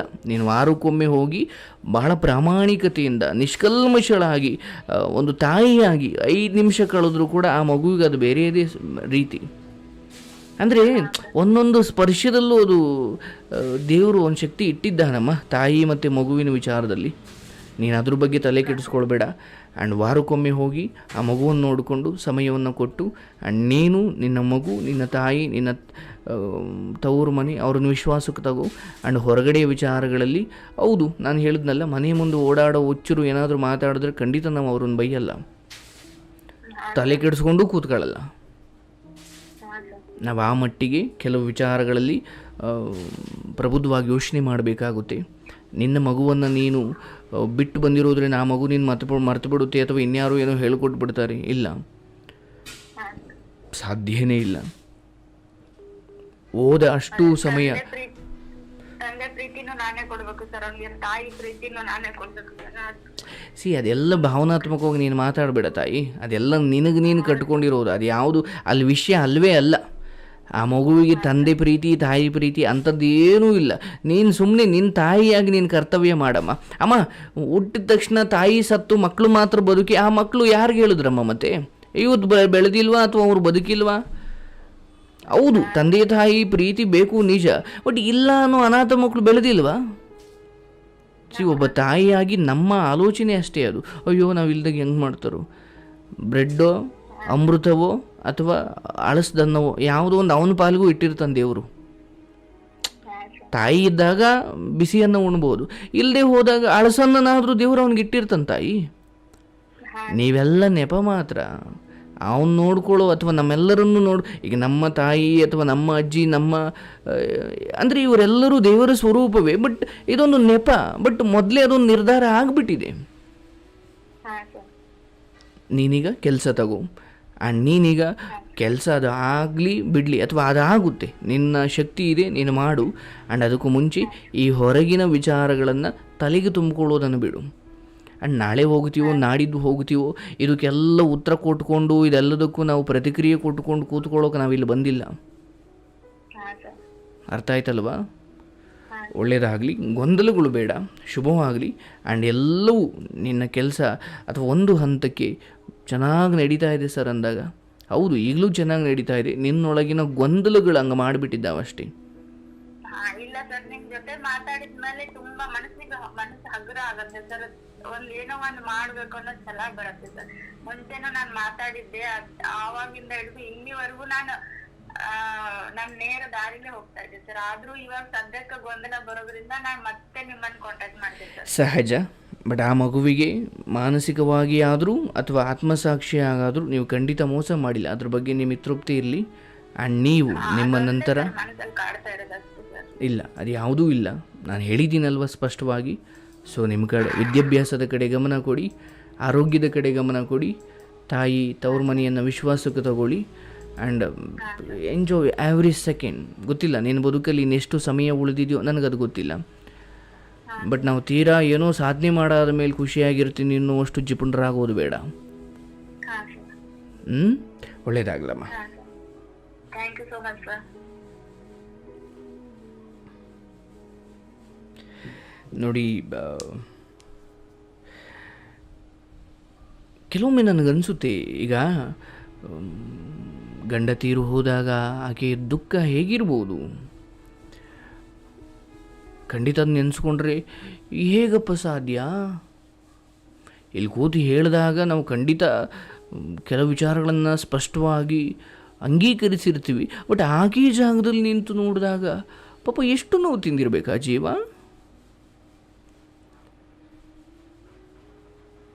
ಆ್ಯಂಡ್ ಇಲ್ಲಿ ನಾವು 2 ಉದಾಹರಣೆಯಾಗಿ ತಗೊಳ್ಬೋದು. ಒಂದು ಮಗನಿಗೋಸ್ಕರ ಅಥವಾ ಆ ಮೊದಲ ಪ್ರೀತಿ ನೋಡಿ ಎಷ್ಟು ಅದ್ಭುತ. ನಾನು ಆ ಮೊದಲ ಪ್ರೀತಿಯನ್ನು ಉಳಿಸ್ಕೊಳ್ತೀನಿ ಸರ್, ಆತನ ನೆನಪಲ್ಲೇ ನಾನು ಬದುಕ್ತೀನಿ ಅನ್ನೋ ಈ ವಿಚಾರ ಇದೆಯಲ್ಲ, ಇದು ಅದ್ಭುತ. ಹಾಗಂತ 2ನೇ ಮದುವೆ ಆಗೋರು ಕೆಟ್ಟವರು ಅಂತಲ್ಲ, ಬಟ್ ಒಂದು ಪ್ರೀತಿಯನ್ನು ಎಷ್ಟು ಗೌರವಿಸ್ತಾರೆ, ಎಷ್ಟು ಉಳಿಸ್ಕೊಳ್ಳೋ ಯೋಚನೆ ಮಾಡ್ತಾರೆ ಅಂದರೆ ಅದನ್ನು ನಾವು ಗುರುತಿಸಬೇಕಾಗಿದೆ. ಅದು ಬಹಳ ಅದ್ಭುತ. ಜೊತೆಗೆ ಗಂಡ ಇದ್ದೂ ಕೂಡ ಕೆಟ್ಟದಾಗ ಆಲೋಚನೆ ಮಾಡಿಕೊಂಡು ಯಾರ್ಯಾರ ಹಿಂದೆನೋ ಹೋಗಿ ಎಲ್ಲೆಲ್ಲೋ ಸಂಪರ್ಕ ಬೆಳೆಸ್ಕೊಂಡು ಮಕ್ಕಳಿಗೂ ಗಂಡನಿಗೂ ಇಡೀ ವಂಶಕ್ಕೂ ಕಳಂಕ ತರೋ ಒಂದಷ್ಟು ಹೆಣ್ಣು ಮಕ್ಕಳುಗಳ ನಡುವೆ ಗಂಡ ಹೋದ ಮೇಲೂ ಕೂಡ ಆ ಮಾನಸಿಕ ಶುದ್ಧತೆಯನ್ನು ಕಾಪಾಡಿಕೊಳ್ಳೋದಿದೆಯಲ್ಲ, ಇದು ಎರಡನೇ ಪಾಠ. ಈಗ ನೀವು ಯಾರ ಜೊತೆ ಮಾತಾಡಿದ ತಕ್ಷಣ ಅದು ಶುದ್ಧತೆ ಕಳ್ಕೊಂಡ್ರಿ ಅಂತ ಅಲ್ಲ, ಬಟ್ ಅದೊಂದು ಮನಸ್ಸಾಕ್ಷಿಯ ಪ್ರಶ್ನೆ. ಅದು ದೇಹದ್ದು ಅಲ್ಲ, ಇನ್ಯಾವುದ್ರದ್ದು ಅಲ್ಲ, ಅದೊಂದು ಮನಸ್ಸಾಕ್ಷಿ.